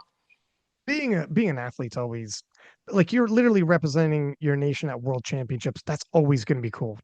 There's never not going to be a job that's not going to think that's amazing, like Yeah. for sure. And if it's like okay, if it's even on the table or discussion to be a professional athlete, most people are like okay, wow, you could go back to the corporate life afterwards. Being a professional athlete in your physical prime, whatever. I think most people are like yeah, right. If this is a dream, go ahead, Yeah. rock with it. Because like One thing, I think was interesting when you were talking about the one individual who had a different online presence. This just occurred to me when we're talking here. So maybe if somebody, when you're your authentic self and you're online and you get hate, it might be like, oh, damn, because that's actually me. Oh, damn. However, if you put on a persona where you're a little extra in one particular way, where you're a little like you're purposely being the heel, and mhm. like in, I don't know if you know, like pro wrestling terms, Yeah, but yeah, yeah. okay, cool. So if you're purposely being the heel, um, you'll get traction. You're giving hot takes. You're that guy, that girl who's doing that. And people like it because it's whatever it is, what it is. It's you do it in a funny way. You're kind of hating, but kind of being funny, silly with it at the same time, whatever. And then if people come at you and there's hate, you can always divert back to, yeah, that's not me anyway. So whatever. I'm a good guy. Yeah. You know, like there's Yeah. there's a bit of there's a bit of armor there to an Yeah, it's like extent. a purposeful degree of separation or forget what Right. the psycho there's like a term for it in psychology, Right. but Yeah. yeah, I mean, yeah, for sure. I think that's part of it. And you know, it's like this individual, I'm very good at reading people, right? Like I said, I psychologically study everybody I come in contact with. And I think for him it was yeah, like my interpretation of it was more like he had that internal struggle, and I think he wasn't really okay with who he was as a person at his core, right? And so there's Mm. this online persona being thrown in the mix, and da da da da da, and it's just like I think as somebody who's still young too, and you're still developing who you are as a person, and then you throw in the opinions of thousands of people on top of that, it's hard. It's a hard place to be in, right? If you don't have yourself solidified before you step into that arena, yeah, you're gonna get chewed up a bit, right? And it can be hard to deal with. It. Some people just crack; they can't take the pressure anymore, right? Um, so in that sense, you know, I'm kind of glad like I'm consciously like making this effort to like better myself mentally before like because I know there's gonna be a point in time like if I'm on the trajectory that I'm on like where yeah I'm gonna get hate for certain stuff and it's only inevitable, right? You get big enough and you know I can't say I've experienced any hate thus far. I mean, you know, I get like maybe a comment every now and then about that's not a real bench. Why are you arching? But Oh, like, come on, you know, like that's easy. Yeah, yeah. All it's right, like a low whatever. grab. All right. Yeah, yeah, yeah. But yeah, people fundamentally coming for who you are, or like the brand that you built up, and people will say all types of crazy stuff, like because they don't even know you, and it's like, okay, cool, like But like I said, I don't really care. So like, so for me, it's like, all right, if you like me, you like me. If you don't, you don't. You know. My goal at the end of the day, once again, become world champion. Like, get that open spot, become open world champion. And everything else is secondary to that. It's like, yeah, I want to get sponsorship so people can help pay for my travel and, some extra side income, and that's all nice and grandiose and whatever. But I think at the core, it's like if you have a very clear goal in mind, then and you do what you need to do, then everything else is just gonna fall into place if you play your cards right. So, yeah, I don't know. Yeah, Oh, so if you get big enough, no matter what, like LeBron can possibly be as big as LeBron and not have haters. If you fly too high, it's gonna happen. It is what it is. yeah, It's inevitable. You cannot. I'm not saying like we have somebody as big as LeBron in powerlifting. I'm just saying, um, you get big enough, it's inevitable. And then yeah. so whatever, that is what it is. And on the flip side, so the one thing that's kind of difficult is if you're young, like you made a good point, if you're still developing your personality. Like I think all this came to me when I was already grown up.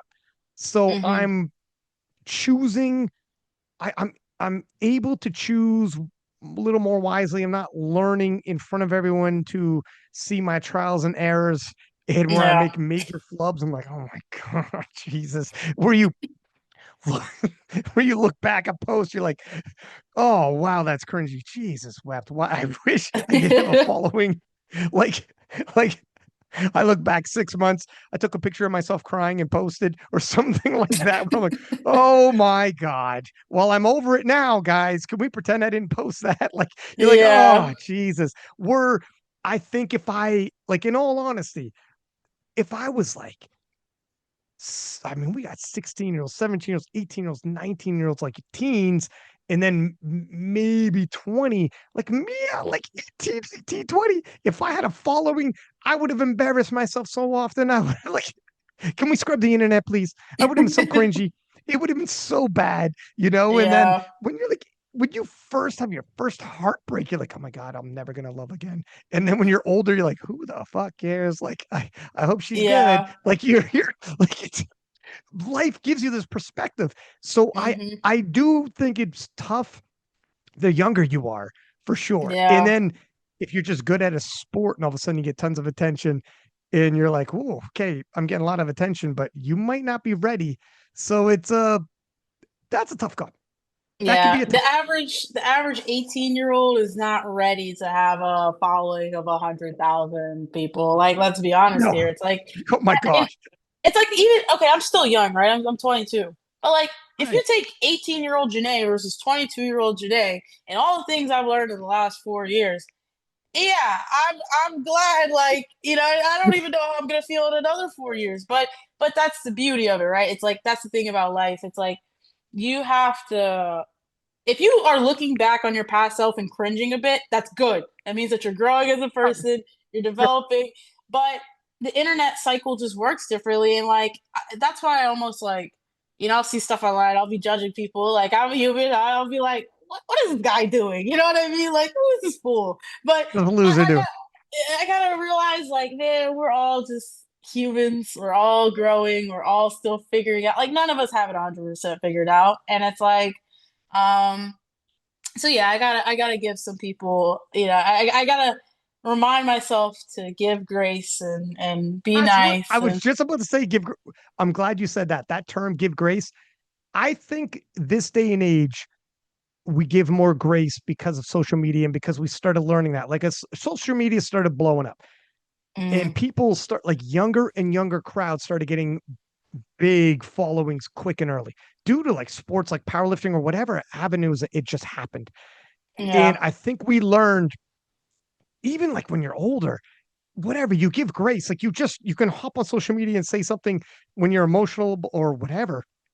And I give more grace nowadays more and more often. Like in terms of yeah, people like, do you remember this guy said something or this girl said something like whatever. I need a pattern of behavior before because you caught someone at the wrong moment. or they said something and didn't fully flesh it out. Like we're having a conversation right now. However long, like we've been talking for a long time. We can flesh out our thoughts. Whereas if you just make a post, it doesn't get flushed out or it's out of context, or they just think like that's all Janae's all of like one real, like I got her figured out. Like, no, you don't. Like, Yeah. you know, Like people could have looked at me like trolling Carolyn Connor and be like, oh, she's a bitch, you know? Like, she's a but bitch. I like your impression there. But yeah, words, they might not look so talking to you now, when you're like, look, I'm just being goofy. I'm not necessarily like because I know Carolyn, she's a sweet girl herself.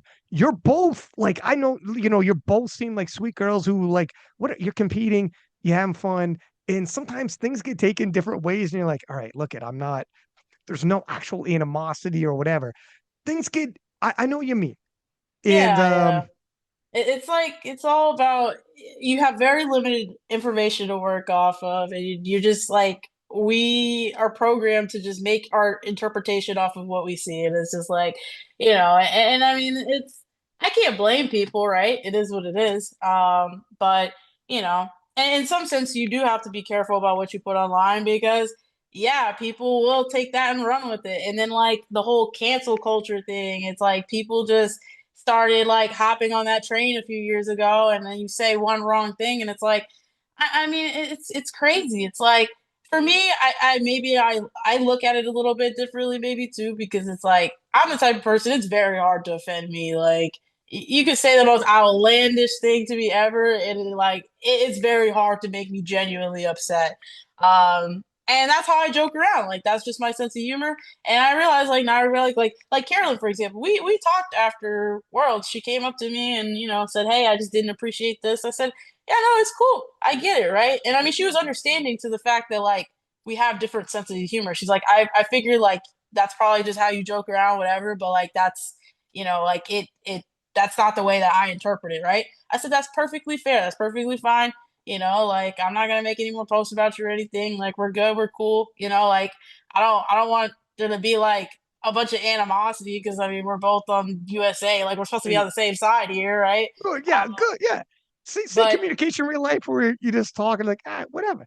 We're all and good. then Don't like worry about it. literally like yeah, a minute two conversation and we're good to Yeah, yeah. go. And so but people could look at that and think some people probably still think that like we hate each other. I never hated her, right? For me, the way I look at it is, all right, saying all this stuff, saying, "Oh, I'm gonna break all your." I said a joke. I was like, Oh God. "Call me Wendy's. I'm gonna go 4 for 4, breaking all your records."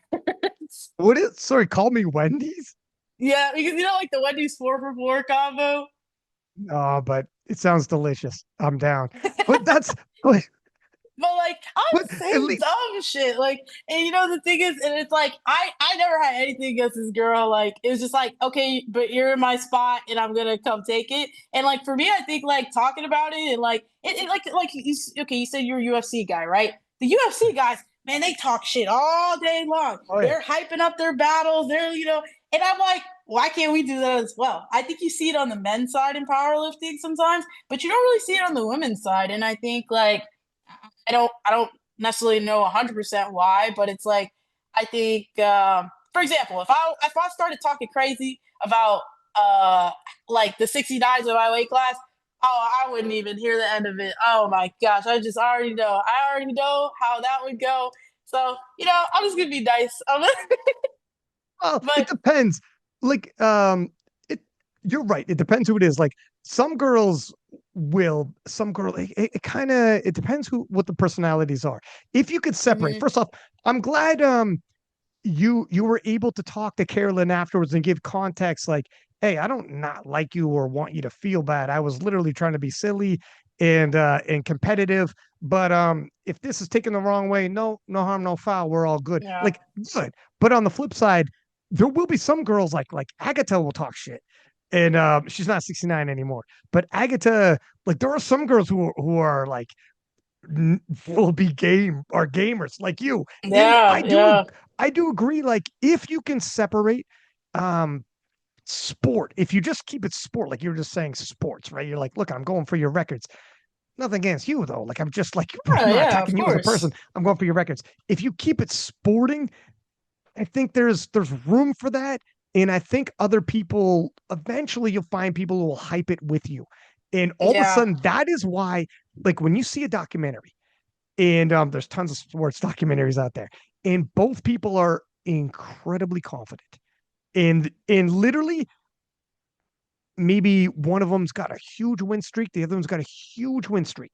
And you are watching this documentary, like, I swear to God, I don't know who's going to win. Flip a coin, and the tension is so high. And you watch one person's episode, and you're like, holy shit, she's going to win. And then the other person's episode drops. You're like, oh my God, I think she's going to win now. And then in the episodes, they're like talking shit, like, you got my spot. I'm going to take it from you. You know, when I get used to being number two, and the other girl's like, you are inflating your who are you talking to? Do you yeah, understand who you're talking about? You're setting yourself up when you talk like that. You know that, right? And all of a sudden you're watching them like, holy shit, someone's going to get proven wrong. We have a conflict, and we're about to have conflict resolution. yeah. And when you can hype like that, take my money. It's been proven. This is why WWE box is why Muhammad Ali became Muhammad Ali. He knew, like, I even if his opponent wasn't talking shit, he's like, all right, take a back seat. I'm gonna sell this for us. Don't worry, I'll do all the heavy lifting. They're all gonna Yeah. long after we're dead, they're gonna talk about us, huh? You're welcome. And it works. It works. It But does, it does. But like I said, you have to be the to actually accept it and look at it that way, you have to be that type of person that can separate your ego from the sport. And like I said, not most I would say most competitors actually aren't able to do that. But like you mentioned Agatha, that's one of the biggest reasons I actually respect Agatha is yeah, she's got that gamer mentality. It's like, and she's like, I'm gonna move up to 84s. I'm gonna beat Amanda. And Amanda said, okay, well, come on. And now everybody's talking about that battle, and it works. It's literally it's a yeah, formula. And so that's the way I look at it. It's like, I for me, I didn't even like as far as me coming for the 69 spot, the USA spot. I didn't even say anything crazy yet. I said, you know what, with I this think I one, said yet. you know, coach, my coach was instigating me too. He's like, "Oh, I need you to say something crazy." I said, "Wait, wait, wait, wait, wait, wait, wait. yeah, There's a timing to this. You got to yeah. understand. Pace It's yourself. a Pace yourself. I'm yeah, 22. I just got here. Pace yourself. Yeah. yeah. Like we're still 5 months out from nationals. Yeah. Like Yeah. Yeah. Yeah. Yeah. Right. So I said, you know what? What we're gonna do? We're gonna go. I got the Avancus invite, and I said, we're gonna go, and we're gonna hit at least 567. I was like, I need that. Like I need that because I like the numbers don't lie, and I think like sometimes just showing what you can do will silence people. And like speaking to that meet, it was like I knew I could hit that total, and everybody thought it was like crazy, right? Because people are so used to coming off of like a big meet, like Worlds or something like that, and they're like, "Oh, this athlete's not going to be able to perform well in the next like month or two, right? Like it's impossible." But like the big thing I want to clear up with this is like, I don't think you guys understand that Worlds is not a hard meet for me. Let me frame it this way so the people understand, right? Okay. I train primary SBD. So when I'm going into these sessions, not only am I doing like hitting a heavy single or double or triple, whatever, I'm also have back downs on top of that. So the average meet day experience for me is a lot less strenuous than me just going and doing my week 4 SBD. So Mm. for me to go to Worlds, like undershoot all my lifts, like coming off of that, of course it wasn't going to affect my training momentum. Like the formula is already too set in stone at this point. Like it's very predictable how I'm going to feel. So I was like, okay, 17 kilos on the total. It's not crazy when you break it down in the sense of like, that's almost 5 kilos of lift. And considering like how much was undershot, it was like, okay, now what I didn't expect was for me to go there, put up that 567 total, and then make it look the same RPE, if not easier than what I did at Worlds. That was crazy. I was like, I did not expect everything to be moving that easy. Like, and so I think like I obviously totals wise, me and Celine are like starting at a pretty similar point, right? Or or at least like our totals on paper. But like I just keep telling people, you just got to see how the next 5 months go, right? It's all about rate of progress at this point, right? Because I mean, I don't know what would happen if we go head to head tomorrow, but I'm very confident in my rate of progress, and I'm like I I I know this sounds crazy, but I want to get so strong in the next 5 months that it's not even it's like a world scenario. Like I could win on the second pull, and I don't think that's like I don't even think that's out of the realm of possibility. I think it's actually very likely that's going to happen. Um, and I it's like it's to put it in perspective. Earlier this year, I totaled 540. Let's say we're almost at 570, right? So that's 30 kilos. From this time last year, I did raw nats around this time last year. I totaled 500 at raw nats last year. Oh my God. So we're going from 500 to 567 with room in the tank. So what's to say I can't put another 70 kgs on my total in the next year? I know it gets harder to put on like more as you get stronger, but the thing is I don't limit myself. Like it's like I never have a ceiling of like I'll just never be able to pass this number. Like, and I think that's why give me enough time. I think you're gonna see me up there breaking Agatha's world record. Like, and like Ooh, because I have that, and I know that's a crazy take, right? People think that this record is untouchable. I don't think it's untouchable. It's 628. Let's say I put another 70 kilos on my total. That's past 628.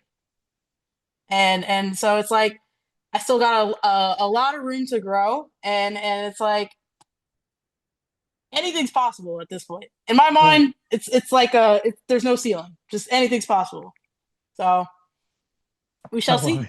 it. First off, I freaking, I want to go out here and hit some bench press after this. So you get me all ramped up. Everyone's gonna be like, oh hell yeah. Um, so when you got the invite, were you shocked, Avancis, you got the invite, or was it expected? And what were were you like, all right, this is the platform? Because you were saying obviously 100%, you're gonna do what you need to win at US Nats. A world spot's on the line. And then at Worlds, um, you were saying like, oh, I don't think I fully dropped the hammer.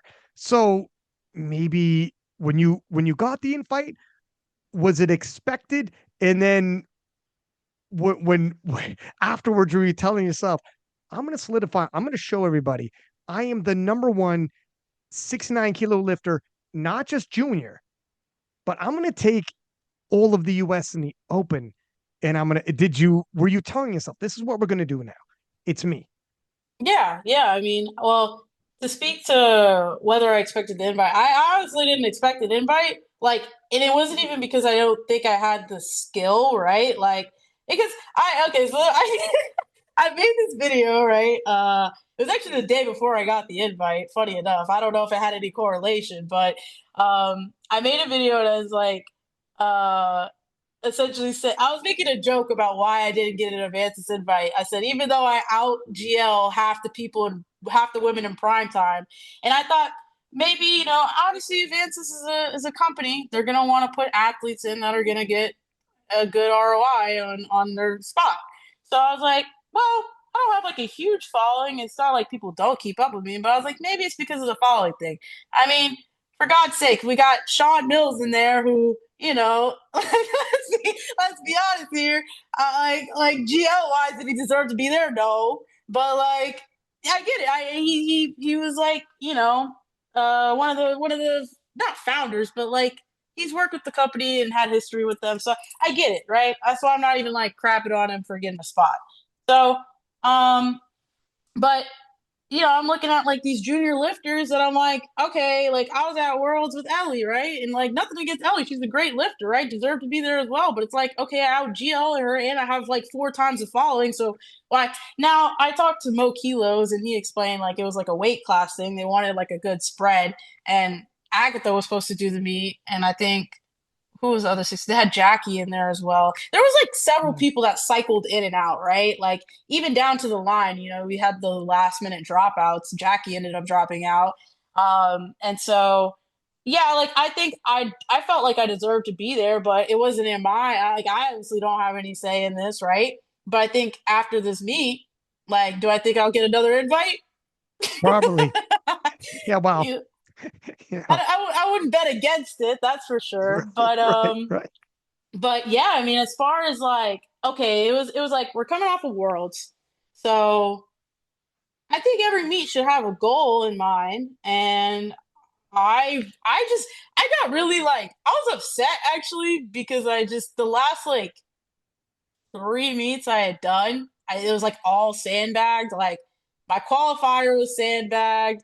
I was like stuck at a 120 bench for the last three meets because I had missed like either an opener or a middle attempt or like so it just threw off the plan. Like we're supposed to hit higher, but like let's just be safe and take, I was just like so bad about that. I'm like, I'm not having another sandbag meet because the thing is, it's like I felt like you know people were comparing me to these other lifters, but they haven't even seen like a true like RP 9 to 10 meet for me. So we're judging off of numbers that are just so like still so max, and I'm like, I'm tired of this shit. I'm like, I'm tired of this. I was like, I need to silence the people that because I felt like if there's still that 17 kilo gap, then oh, that's a big spread. Oh, Celine's gonna beat her. Oh no. I didn't want to hear none of that. I just didn't want to hear it. I said, you know what? The best way to silence people is through action. So I that was the goal, right? It was like, whatever the split may be. Obviously I had certain numbers in mind that I wanted to hit, but I said we're getting to that 567. I don't care what I got to pull. Just load it up, and that's the nice thing about being a deadlift specialist is just like just load it up. I'm gonna pull it. Like, you know what I mean? Right. Unless it's something egregious, but like, yeah. So I have a very reliable pull, I'd say, and I still don't know where the ceiling is on my pull, like because I hit the 242, and we could all tell from the video it was not an RP 10 pull. I would say like I mean, my coach said I had like 248. I would say like 248 to 250 was like probably my top end on that day. And so it's like every like inch closer, right? Like I failed 240 at my qualifier for nationals. Now we're at 242 with the top end being a bit higher. It's like soon we're gonna be in the territory of like Agatha's record. I mean, it's at 260. That's what I said. It's not that crazy to like think one day in the next like year, 2 years, 3 years, where we're gonna be at, right?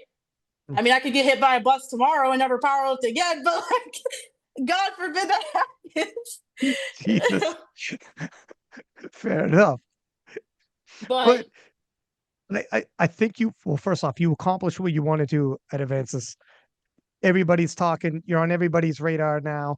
As soon as I seen it, I was like, holy shit. And a lot of people, Junior Worlds definitely, it puts you on people's radar.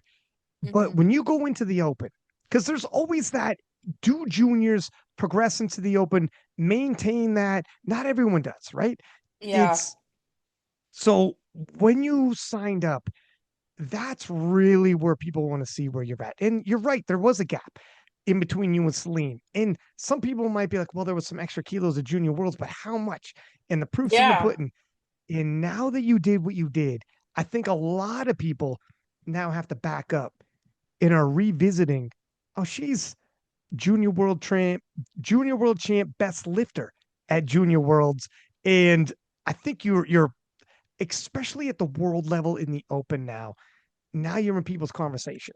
Um, yeah, Next year is when it's going to be a whole nother level. yeah, So you are firmly in the open, and to an extent, as a junior, you get to operate. It's good to experience the world's experience in terms of the travel.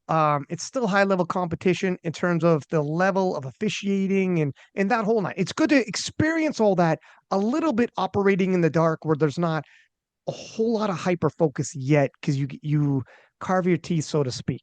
But you go into yeah, the open and it's even US Nats. You've seen the hype. You've seen how crazy a battle at US Nats will get in the open.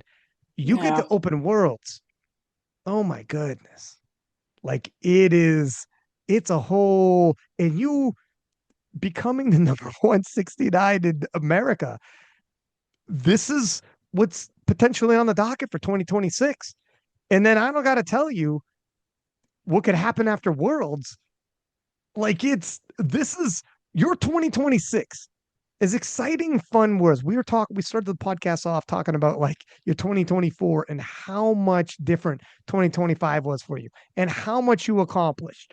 But what might happen in 2026 is like, is it happening too fast?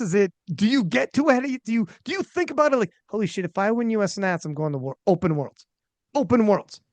And Yeah. like everyone from Leah Bavola to Korligara to like all these crazy stars, like you're seeing everybody. You're in the hunt. And then if you do what you think you can do at Worlds, you know what that means. You're going to Sheffield.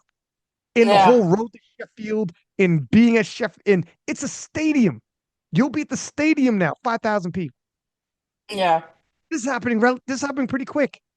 It's happening a Yeah. little quick, huh? It's very exponential the way it's all unfolding. But like I said, everything to me, it doesn't really feel exponential because like I said, I I'm just like I don't know. I have this like trait and I'm like this in every aspect of my life. Like whatever I want to do, I want to be the best at it, right? So for me, it doesn't feel as crazy, right? Because whatever that whatever staircase I'm on at that moment, I want to be the best on that staircase. Mm. Boom, next one. Like I have one more year in juniors, right? But I figured why go back to juniors because it's like yeah, I mean now at this point, like we know I'm gonna be competitive in the open, but even before that, even before I totaled 567, even before I went to Worlds, it was like I'm going open next year because like what like at this point I've maxed out everything you can do as a junior. At my first junior worlds, I not only got world champion, but I got best lifter. So it's like that's a good way to close off that chapter, right? Then we move to open. And I know this is gonna be a crazy take, but I want to be like one of the probably only like junior lifters that is going to their first open worlds and wins open worlds. Like, and I don't think it's like as crazy as it sounds right now. In my mind, it's like a very realistic goal because I think by worlds, like I could be in the 600 territory. It is realistic. If I'm looking at look at so again, Agata is not going to be 69 next year. Yeah, So Korligara did was silver medalist and did 588.5. And yeah, Kroll is a legend. Love Kroll as well. 588.5 for you to put 20 kilos on or whatever, a little bit more than 20 kilos. Yes, yes, that can happen. Yeah, yeah. more, more. I Like think, if and like, and if you reference it back to advances as well, like I think my top end at advances was in the 580s. Like we did the math. It's like I think I had like 202 to 205 on squat. That's the strongest my squat has ever shown up. I was like finally gonna cross 200 off the list, and then I chickened out, and I was like, let's just go 197. And then it flew. It felt even chicken down.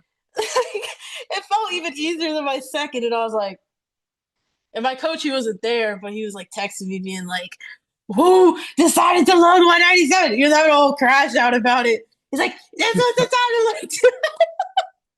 But now we know. Now we know. So it is what it Yeah. is. Bench, I mean, that 127, like I thought that was gonna be like a grinder, and then it just and I was like, oh, never mind. So I mean, I think I had 5 kilos on that as well. And then deadlift, like, yeah, another what, 6 to 8 kilos. So it's like top end wise, we're probably already in the 580s. I have the strength for it. And then you're talking a little bit less than a year from now, like probably closer to what, like 8 months, 9 months till Worlds. That's plenty of time. That's plenty of time to put on 20, 30 kilos, like in my mind, So I mean, from a programming standpoint, it's like nothing's really wrong with the program. Like I keep making consistent progress, and that's as an athlete, that's like a golden place to be in because you're just like, I just show up, lift, eat my protein, get my sleep, and I'm just keep getting stronger. I know eventually it's gonna maybe slow down, but milk it while you can. Well, That's 100%. so, but I don't think it's like, and the thing is, if I can pull that off and say, like first year in the Open, I'm an Open World Champion as a junior. It's crazy.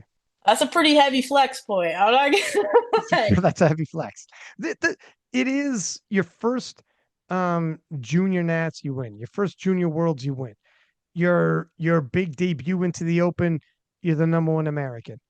And then if you win your first Open nats and then you win your first Open worlds, like holy smokes, like what are we doing here? You're operating. Is it? But put it this way, okay. So what would happen if you get hit with a loss and that adversity comes?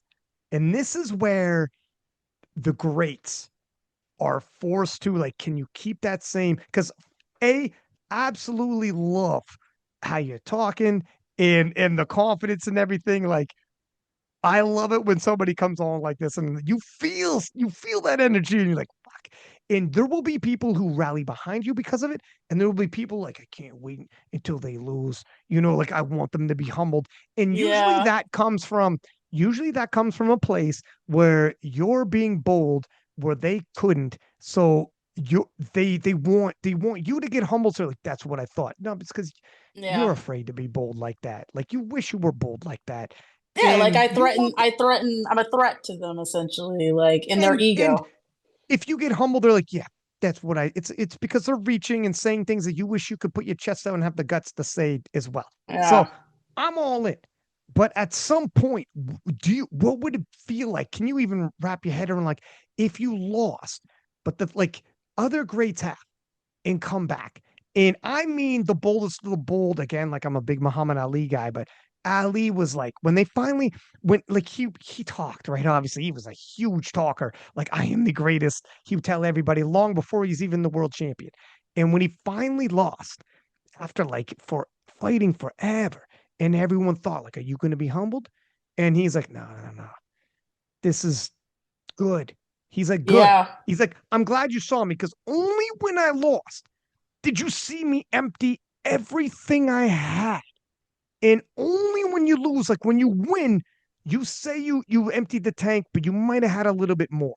You're Yeah. winning and you're like, man, I'm not emptying the tank. Only when I lose are you going to see me empty that flipping tank and I get to show you everything I have. And now you guys get to kick me when I'm down and throw all whatever you want at me. Good, good. Throw it at me. You're setting me up to come back. And of course, Yeah. he came back with Foreman and Frazier, whatever. But it's like you're setting the table. Now I get to show you how great I am. Now, like the famous, I'll show you how great I am. Like, good, good.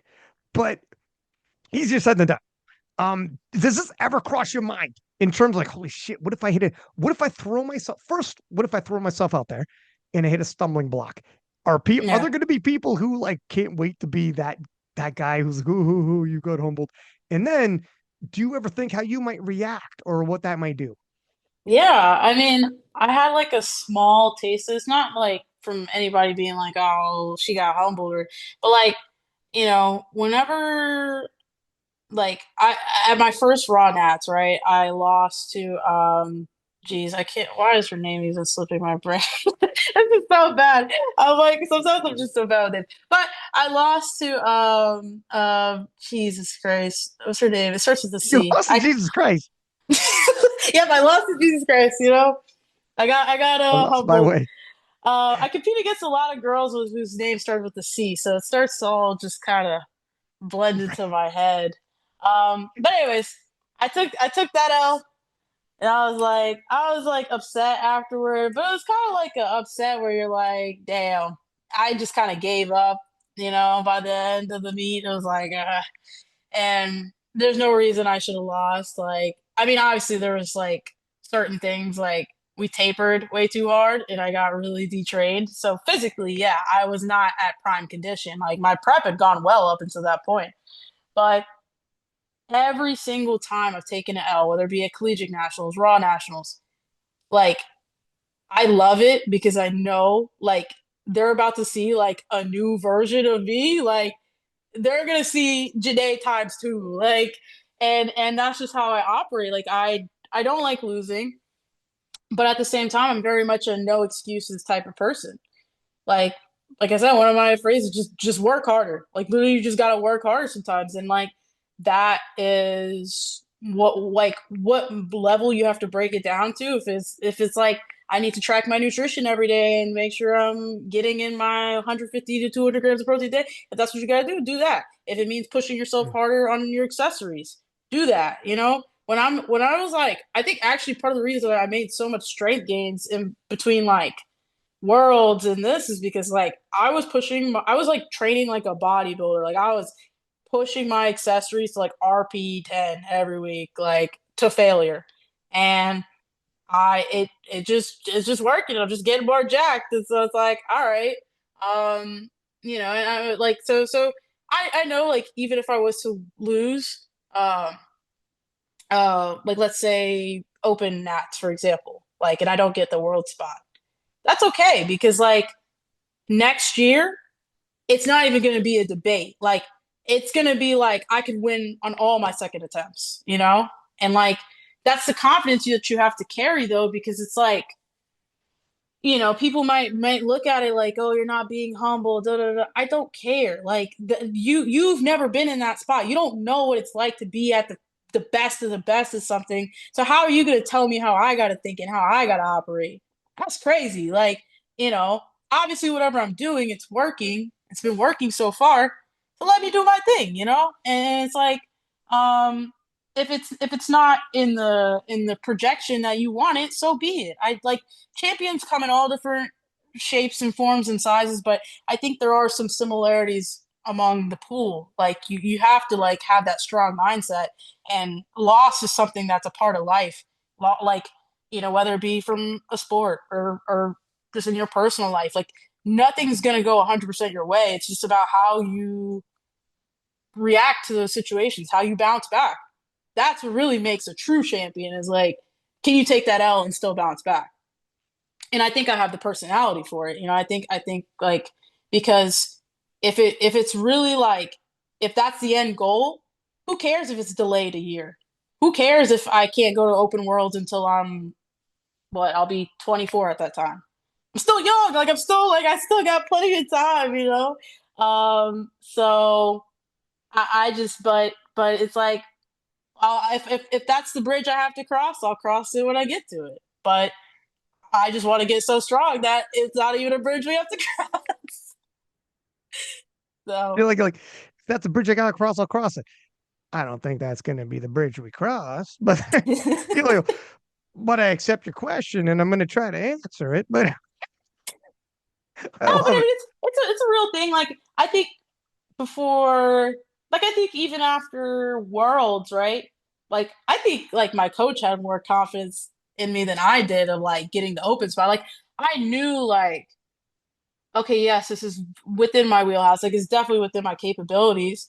But even for myself, like I almost needed to see myself put up that 567 total. Not that I think I could do it, but it's like I was just the whole night after Advances, I was like in this state of like shock. Like I don't know, like it hadn't really fully marinated. Like I just Mm, kept watching my list back over and over again because I'm like, oh, I did that. Like I actually did it. Like I said I was gonna do it, and that's one thing, but I actually went and did it. And it's like, okay, this is real. And what the biggest shocker for me was just the fact that I did it with relative ease. Like it was like I didn't expect it to be that easy. I talked to my coach today. He was like, "Oh yeah, like I expected it to be that easy." But so I guess he maybe has a little bit more faith in me than I sometimes have in myself. But not that I'm not confident in myself and my abilities, but yeah, I was just like, oh, this is because when I like hit a certain checkpoint, then it's like, oh, well, if I'm able to do this, then yeah, like I'm able to win open worlds if I make it. Or I shouldn't say if I make it, I'm gonna say when I make it because right. That's right. You like it takes bravery to call your shot. to say what you're going to do before you do it. And there's a lot of people that'll shy away from that. Real easy. What's that expression Michael Jordan says?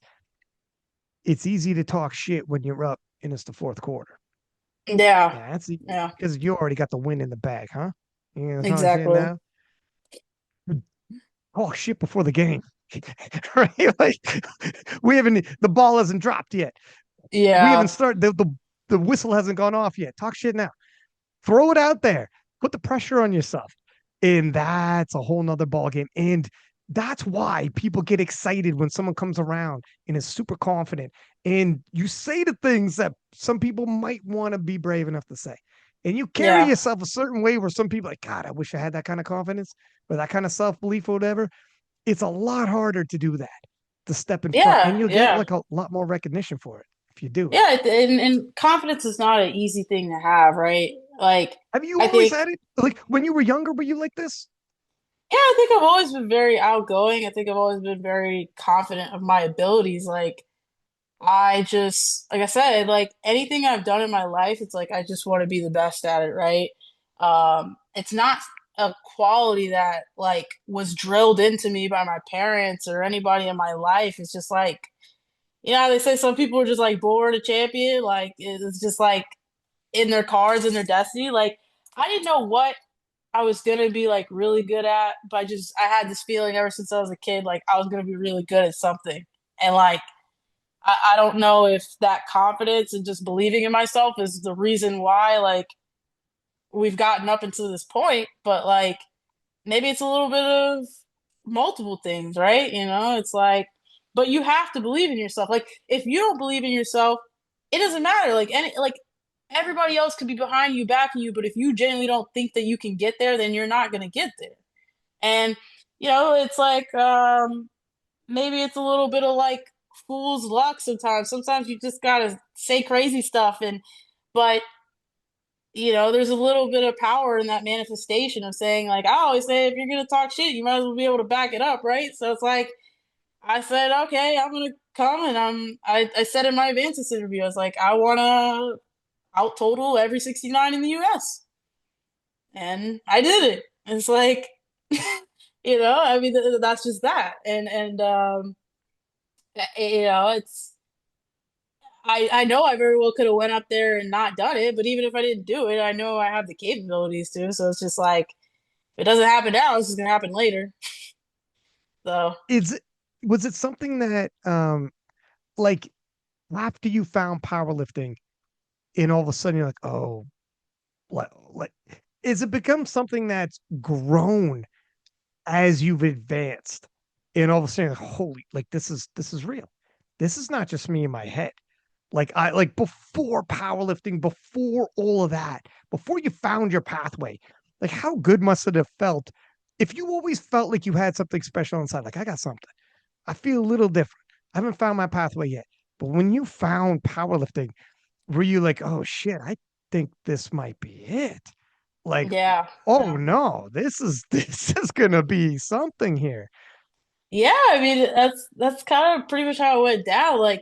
I like I said, I was doing discus and shot put and stuff like that, and I was actually very good at discus. Like I got, I was like a multi-time, I guess that's a word, multi-time state champ for discus, right? So Oh I wow, thought, no kidding. So you yeah, okay, yeah. all right. So like I do like I thought I was gonna go to college and like do track and field, like whether it be for a scholarship or as a walk on, whatever. Like I didn't want to have to rely on sports to pay for my school. And I made sure I got academic scholarships, but I just wanted to do it because I wanted to do some type of sport. Like I've just always been like an athlete. Like that's just So um but then I found powerlifting and like I even knew I was like, well, there's a lot more opportunities with track and field. Like it's a lot more popular, you Mm, can it's actually in the NCAA and things like that. You can go somewhere. But I just had a feeling, like a gut feeling. I was like, I think I can be good at discus, but I think I can be great at powerlifting. mm, And like that right there, it was like, I'm gonna go down the pathway that I think I can advance more in. it doesn't matter if there's not as much money in it or clout or whatever. Like, I don't care because either way, like powerlifting's growing as a sport. And if I could be part of the reason that the sport grows even further, hey, that's an amazing position to be in. That's actually a blessing. It's like, you're helping develop a legacy to pass down on to other lifters. So, um, so yeah, for me, I knew like, okay, and it just so happened that like A&M had a powerlifting team. Like I said, just all these things lined up really well, and like I said, that's where I met my coach, and um, it's like, I think if you're really in tune, if you're in tune with your core self, as we were talking about earlier, life will put you down a path that's like meant for you. And like I said, I've always had this feeling in the back of my mind. Like I always say that where I'm at in this moment is exactly where I need to be at. And Mm. when you experience that and you live that, you know what that feeling's like. It's like it's a sense of like joy that you really just can't get elsewhere. It's like this really unique feeling. And that's just how I feel a lot of times. It's like I just know I'm exactly where I need to be at. Powerlifting and everything that's like happening, it's like it's all happening for a reason. And like I think that my destiny is to be one of the best in the sport and really leave that legacy behind. And these are just the building block years. So I mean, every opportunity I can to show out, it's got to show out. You have what I love, like you have a romanticized view of this journey, which is like it reminds me of like Gavin Aiden or like these people who like truly believe. And people love those like when Gavin hops on the podcast and talks like you talk. Like all like, there's commonalities between a lot of you guys coming on here. And it is inspiring. It is like encouraging and when you believe in that, it helps you push forward. Like if it makes it all worth it. If you're going to be in the gym for like 3 hours a day, multiple times, and you truly believe, I am carving out a story here. Like this is not. I'm not just here for a hobby. They're going to remember me. They're going to talk about me all over the world. I'm going to look back at this and like this is huge chapters of my life. I could go all the way to the top. All of a sudden, yeah, I'm gonna do 3 hours. I'm gonna do all my accessories. Yeah, sure, I will. Why wouldn't I? It's worth it. But if you Yeah, don't believe that, if you don't believe it and you think like I'm just happy to be here, you're gonna go home when you're tired, aren't you? Of course yeah. you will. But And I I I I would can't. say like I even had that mentality not that long ago of like I just had so many moments where I was like, I want to quit powerlifting. This takes up too much time. It's too Mm, consuming in my life. And like literally like 6 months ago, I told my coach, I was like, if I could ever get to the point where I win an open world championship, like I'm quitting powerlifting. I'm just one and done. Get me out of here. oh no, you're not. You can't And leave now. no, like, but the thing is, it's just like I went through this like metamorphosis where I realized I was like, I really love this sport. Like, even when I was like in the airport, about to get on my flight for Costa Rica, I had like a long like delay or whatever something. So I'm sitting there watching the championships on my phone, and I'm just like took a step back. I'm like, look at me, like I'm like I'm just like I'm not even there yet. I'm like I'm just so excited to just watch it. You know what I mean? And so but that's the thing. It's like to really have that longevity, you have to love it. Like, Mm, and it's just like anything in life. If you love something, you may not feel this intense passion for it 24/7, 365, but you have to remember like why you're doing it in those down periods where motivation may not be as high or whatever. But mhm. I mean, luckily, like this year, it's just like every time I do an event, it just makes me even more hungry. Like right now, it's like coming off of Avancus, it's like I'm more than happy to go back into the gym and train because I just know I'm gonna get stronger. Like and that feeling right there is great, right? And you know, I think there's a lot of great competitors out there. They maybe like have just as much genetic talent as I do, but they kind of fell off because they're not in love with it. And that's only going to take you so far if you don't have the drive. And I think that's what fuels a lot of my confidence is like I know that most people don't have the sense of drive that I do. Like, I'll say even in the top 69s in the US, like I look at the people that I think have that. Like the thing I'll give Celine, I think Celine's got the drive. I think she's also like a gamer as well. You know what I mean? She's a I gamer. guess She's a I quiet gamer, but she's a gamer. yeah, exactly. And I respect her as a competitor. Like I literally I like I don't have anything bad to say about her. I'm more than happy to go up against her. You know, I think she's if I can beat like if I respect my competitor a lot, it almost like makes it more satisfying to beat them because it's like, okay, I know I had to like put in the work to be able to like beat this person, right? Um, but you know, like I think she's got that good mentality and like, you know, I'm happy to go up against her, right? I don't think she's gonna like just let me like I don't think she's the type to be like, oh, Janee totaled this. I'm just gonna throw in the towel. Like, no, I know that's probably gonna make her want to work harder. So then I gotta work even harder. That's the way Yeah. I look at it, right? Um, so you know, but I think like you're gonna see probably some 69s in this class like stall out because it's just like I don't think they have as strong of a drive, you know? And like that's just that, right? But not everybody could be at the top. So Yes, that's a fact. Do you ever think that you see yourself branching out afterwards? Let's say you're 40 years old and you're looking back at your career. Do you s- do you see yourself doing other things like from like obviously you're talking about doing YouTube, but from like public speaking to maybe you return to acting to like using this, achieving greatness with this, world titles, and it opens up a lot of doors. Do you see yourself keep pushing and with other things as well on top of all this? yeah, I mean, I think given this avenue, it's a great opportunity, it's a great blessing, right? And so it's like I think like a lot of the topics that we talked about today, like I'm very much into wellness and like not just like from a physical standpoint, but how to like life kind of sucks, you know? Like life can be hard, life is difficult, and like I think we just don't talk enough about how to give people the right toolbox to deal with their problems.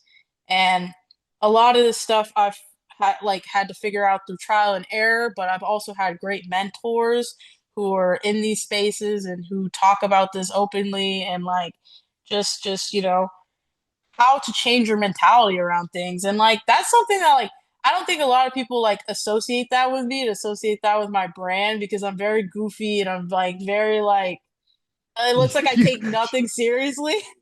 you see you claim some goofy like 3 times, but I love it. But it's true. Like I It's was good to be multifaceted though. It's good to have layers. Like yeah, when a yeah. goofy person can also have a serious side and vice versa, whatever. Because you don't want to be serious all the time. Because you'd be like, No, like it's Jesus, life isn't fun when you're imagine getting yeah. stuck with that person at a conversation at a dinner party, like, Jesus, Yeah. relax. Or if someone's goofy all the time, they're never serious, then it's the opposite. It's the same deal where you're like, all right, I gotta have a serious conversation every now and then. So it's good to have both, you know? Exactly, exactly. So, like, that's honestly like, because reels are cool and everything, but honestly, I think that's why the YouTube thing would be a good fit for me as well. Because, like, I do have these topics that I want to like flesh out more, and you know, you make a reel past 20 seconds, and people are just already like attention span gone, you know. Yeah, I um, know. but yeah, like I don't know, like I mean I guess like I said, just going back to personal brand, I don't think people think I'm stupid, but like I don't think people view me as like somebody who's super wise, like you know, but that's just because I don't really show that side of myself. Like only like really my close friends and maybe family like know about that side of me, and like you know, and so I think all the things that I'm talking about are extremely important just as a society. Like we don't talk about it enough, and like you know everybody talks about mental health but nobody actually talks about like how to fix these things, you know. And it's like, yeah, go get a therapist, da da da da. But I think like conventional therapy like isn't necessarily always like the best way to like fix your issues. I mean, it just depends like person to person, right? But I think just like I said, learning how to build your own personal fort. That looks different for everybody. But once you kind of figure that out and you get on that track, like I said, life just gets easier. I think about the things that I stressed about a few years ago, and I'm like, that's so silly, so stupid. But now, 100% one something. Sorry to cut you off. Something no, that helps no, is to actually do. Is this going to matter in 5 years? no. Whatever you're stressing about in 5 years, you're going to give a shit. Sometimes the answer is yes. So, but that's rare. Yeah, It's rare. yeah, So then sometimes you got to relax. yeah, exactly. Like, there's so many people that have anxiety issues, like, and it's like a lot of it is constructed, and so like when you start to deconstruct your own mind, you can swap out some of those negative patterns and put them back in, right? It's like, let's use motivation for example. I think college for me was a great journey in learning about motivation and like, because I like the thing is when you're smart, you could also be kind of lazy. Like, and so a lot of people are like, at least in my case, it's like I kind of just skated through school like all my life because it's like, okay, I know I'm smart enough where I don't have to like start studying until last minute. But that's not like the best for like building work ethic and stuff like that. So I'm glad I was an athlete at least because like you can't really fake that one. Um, but yeah, like for me, I realized I spent so much of my life up until like sophomore year of college motivating myself through like negative reinforcement. It's like, if I don't do this, I'm not good enough. If I don't, And so I realized like that's not a sustainable way to motivate yourself. Like it just, when you're fueling yourself with negativity, you're only going to get so far. But once I realized that and I took like a plug and play, if once I took that piece out, I said, okay, well, what do I have to motivate me now? So during that time period, like my grades started dropping, like all this stuff. But I was like the happiest I'd ever been, right? It was like, okay, I'm not stressing, but like also I need to get shit done, So Yeah, I need to figure I got to something give it. out. I got to give some shits. Yeah, yeah, exactly. yeah. This is backfired. So yeah, yeah. So I mean, then I kind of came around the curve and realized like, okay, there's ways to like be just as motivated, but just motivating myself through more positive reinforcement. Like the powerlifting thing, for example, it's like, you know, the reason I'm willing to sacrifice my entire Saturdays to go do 3 hours of SBD and like an hour and a half of accessories on top of that is because like I'm genuinely enjoying the journey, but I also like have this end goal in mind that's like so important to me. And when you are fueling yourself with like, I just want to be better than I was yesterday. And it's not anything negative, not that I wasn't good enough yesterday. It's just like, imagine how cool it would be to see a full like self-actualized version of Janee out there in the wild. See a Janee that's strong enough to put up a world record total in the open. Like all those things, is what motivates me now. And I find like it's just such a more sustainable way to go as far as keeping that. But like I haven't had a dip in motivation like since like I said like in that very beginning block off of Nax like.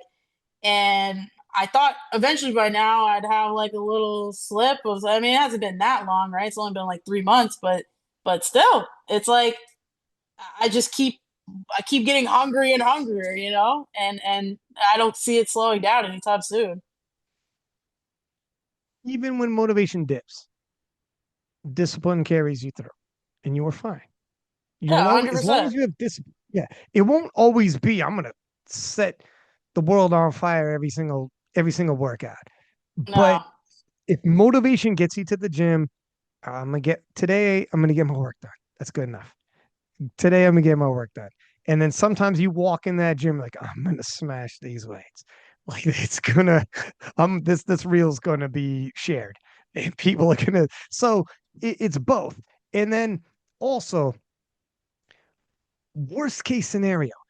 I remember seeing a guy came on like one of those MMA podcasts, and he was like at the in like eve before his title fight. He was like, at the very least, I got to see this through. And how many people are coulda, woulda, shouldas that played it safe and just these moments they weren't bold enough. They didn't put in the work enough. They didn't put themselves in that position. And now they look back and it's coulda, woulda, should've. I could have, I whatever. And he's like, Yeah. I at least get the peace of mind to see this through. And I'm enjoying what I do, and I could rest my hat on that and be at peace with it. I'm going to be at peace with it. You think, like, what if you can't? What if you don't? That's fine. But I got the answer. You didn't. Most people won't ever put themselves on the line to at least ask the question and get the answer. You're not going to put the work in. You won't put yourself out there. I'm going to get that answer. I'm good either way because he made it all the way to a title shot. Yeah. Whatever. Let's see. Let's see. Most people won't get this far. Even if I hustled all that way to just get a title shot, that's huge. That's all my contemporaries are behind me. There's only one more person in front of me. I'm good with that. You know that there's life will give you Yeah. perspective. Life will give you like you're enjoying this journey right now. From through the juniors, advances. This isn't wasted time. It's not like if I don't do this in the end, it's all wasted. Hell no. This is fun. No, yeah. Right? 100%. Yeah. And Yeah. I think it's like sometimes human tendency is like we're so afraid to fail that sometimes we'll quit before we can even give ourselves that Yeah. opportunity to fail. Right. And I've experienced it before where I'm like, I'm like, I'm just gonna quit. Like, I don't want to do this, you know what I mean? But it's like once you take that leap, I always say there's nothing worse than wasted potential. And that is Yeah. actually what kept me in powerlifting because I was like, there were so many times I wanted to quit. It's insane. I can't even count on my two hands of like the amount of times I said, I want to quit, I want to quit. But I said, you know what? I have to see it through. And I'm glad that I had that mentality because now like my love for the sport is like really like reinvigorated. And I don't, it doesn't have to feel like, oh, I'm just doing this so I don't waste my potential. It's like, no, I'm excited to do this. Like, I'm genuinely like, I want to be here, and every time I hit a PR or go do these meets or events or whatever, it's just like, boom, it's like a little boost of motivation on top of that. So, um, yeah, but yeah, that'd be my big piece of advice just to the general public is don't quit before you haven't even gotten there yet, Don't self-sabotage. It's very easy to do that. Um, and the less you self-sabotage yourself, the easier it becomes to just take that brave step and just go out there because it's like reinforced pattern, You're teaching yourself it's okay. And that's why I said, like, it's crazy. I was talking to my coach about this as well. Like, even before Worlds, I said, I know I'm going into like a four or five way battle. It's supposed to be like everybody was hyping it up like it was gonna be crazy because all the QTs were like this close to each other, right? But I said, you know what? Even if something, I was pretty confident I was gonna win, but like I was, even if something doesn't like happens, like I'm okay as long as I know that I like put my full effort out there. And if I can walk away and say, you know what, I gave it my all, and my all wasn't good enough that day, so be it. There's another opportunity. There's just gonna always be another opportunity. So, um, until I'm like old and broken. But however, at the very least, like you said, if I don't make it, so be it. You didn't. It's not through self-sabotage, and that's where the peace comes in. It wasn't because you avoided it at the end and you're like, oh my God, I like you said, instead of potentially swinging and failing, I pulled myself out of the race so I could say, oh, I didn't race. I didn't lose. You also Yeah, didn't race. You also didn't race, though, huh? Or, well, I didn't take it that seriously. You didn't take it that seriously because you were afraid if you went all in and you lost, what does that look like? So yeah, you kind of sort of gave yourself outs or kind of sort of pretended you were half in. That's at least you get to go all in and believe in yourself and go. And we were talking earlier about those people who if they hear someone confident and speak confident and call their shots ahead of time, like you call your shots ahead of time, and a lot of people call that, like people with that confidence to come around, when they're waiting for somebody with confidence to fail and jump in, it's it just proves to everyone else. Let me guess, you're the type who self-sabotaged. Yeah. Let me guess. That's you, huh? Yeah, that's you. You pulled yourself out of that race, didn't you? And you Hmm. hate to see it, don't you? And like you could tell. You could tell who's they just expose themselves.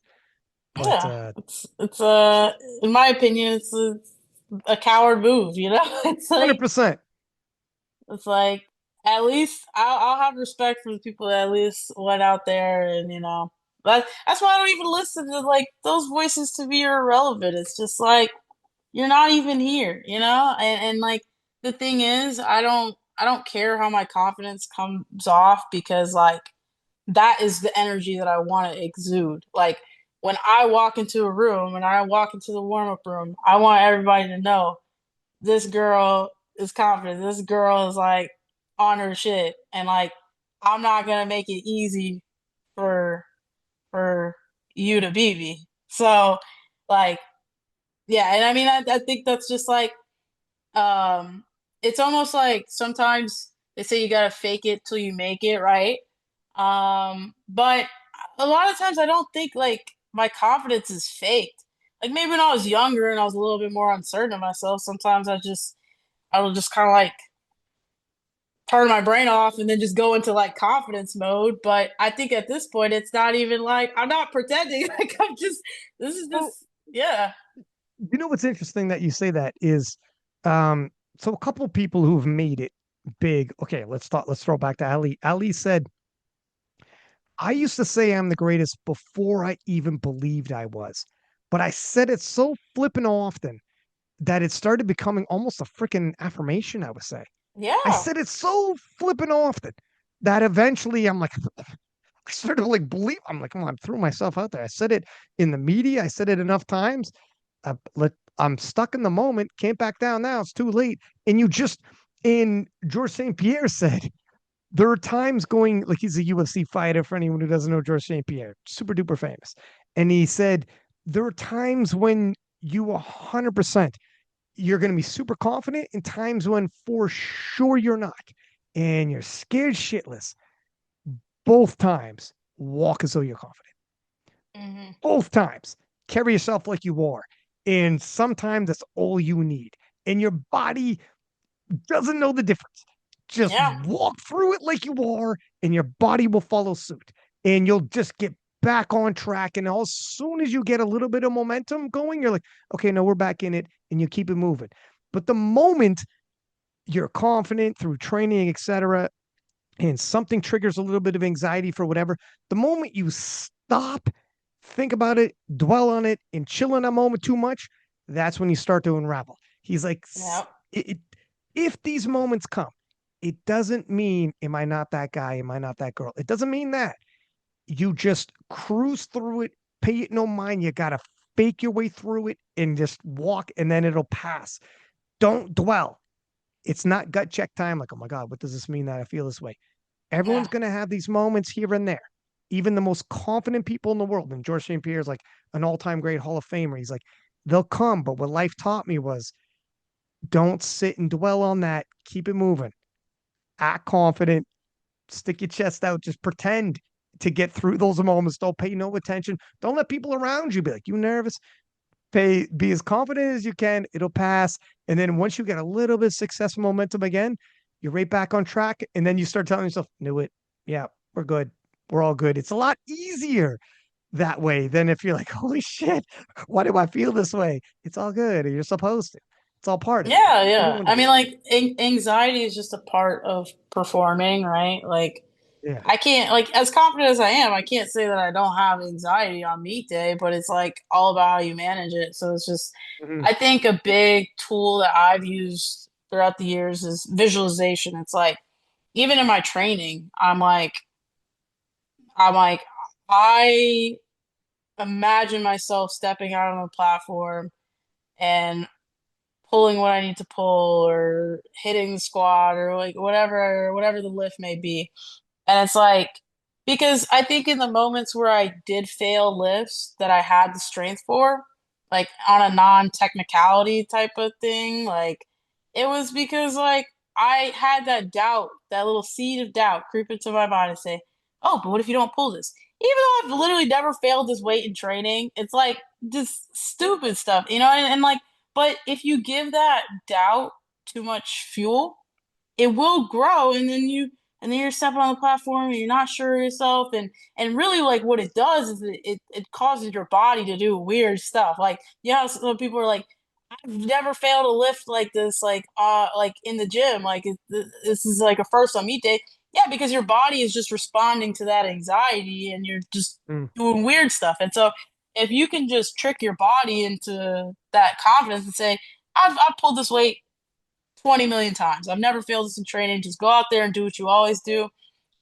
Boom. That's one of the best things you can do. And like, even if it's a weight that you haven't pulled, I mean, it's just like, if I'm like, when I was going for the 242 deadlift, I'm just imagining myself locking it out. I'm imagining that moment. And then when I step on there, it's like, all right, let's turn that into reality. There's a bunch of power and manifestation. It's not like just like woo woo, like stuff. I mean, it's got some weight behind it because, like I said, it goes back to like if you don't believe in yourself, like how do you really expect to do something? You at least gotta semi believe in yourself.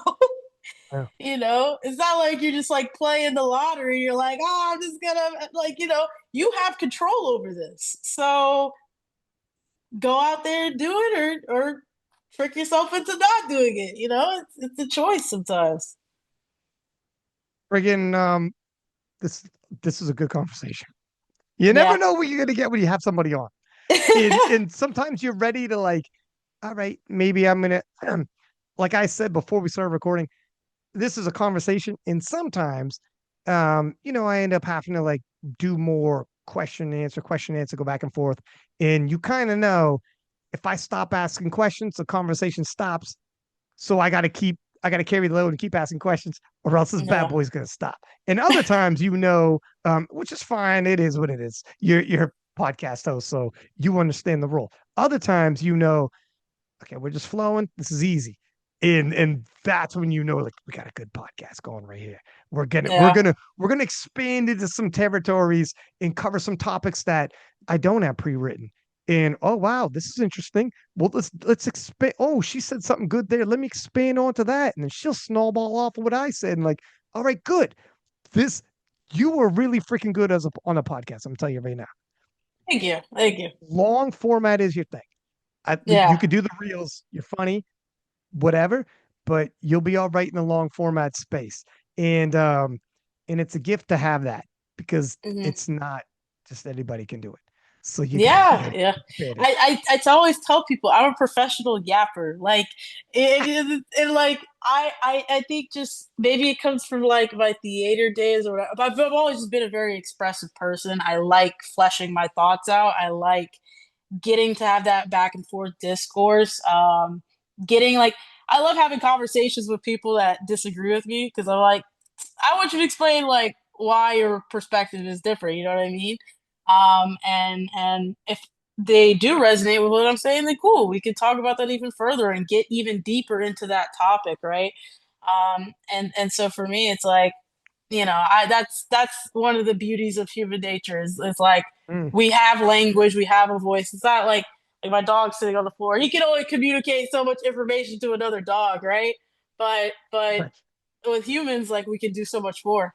So um yeah, I think yeah, definitely like the log form stuff. Like I said, I love like being able to do stuff like this and get my thoughts out there and so thank you for inviting me on and giving me that 100%. opportunity. You got to come Um back.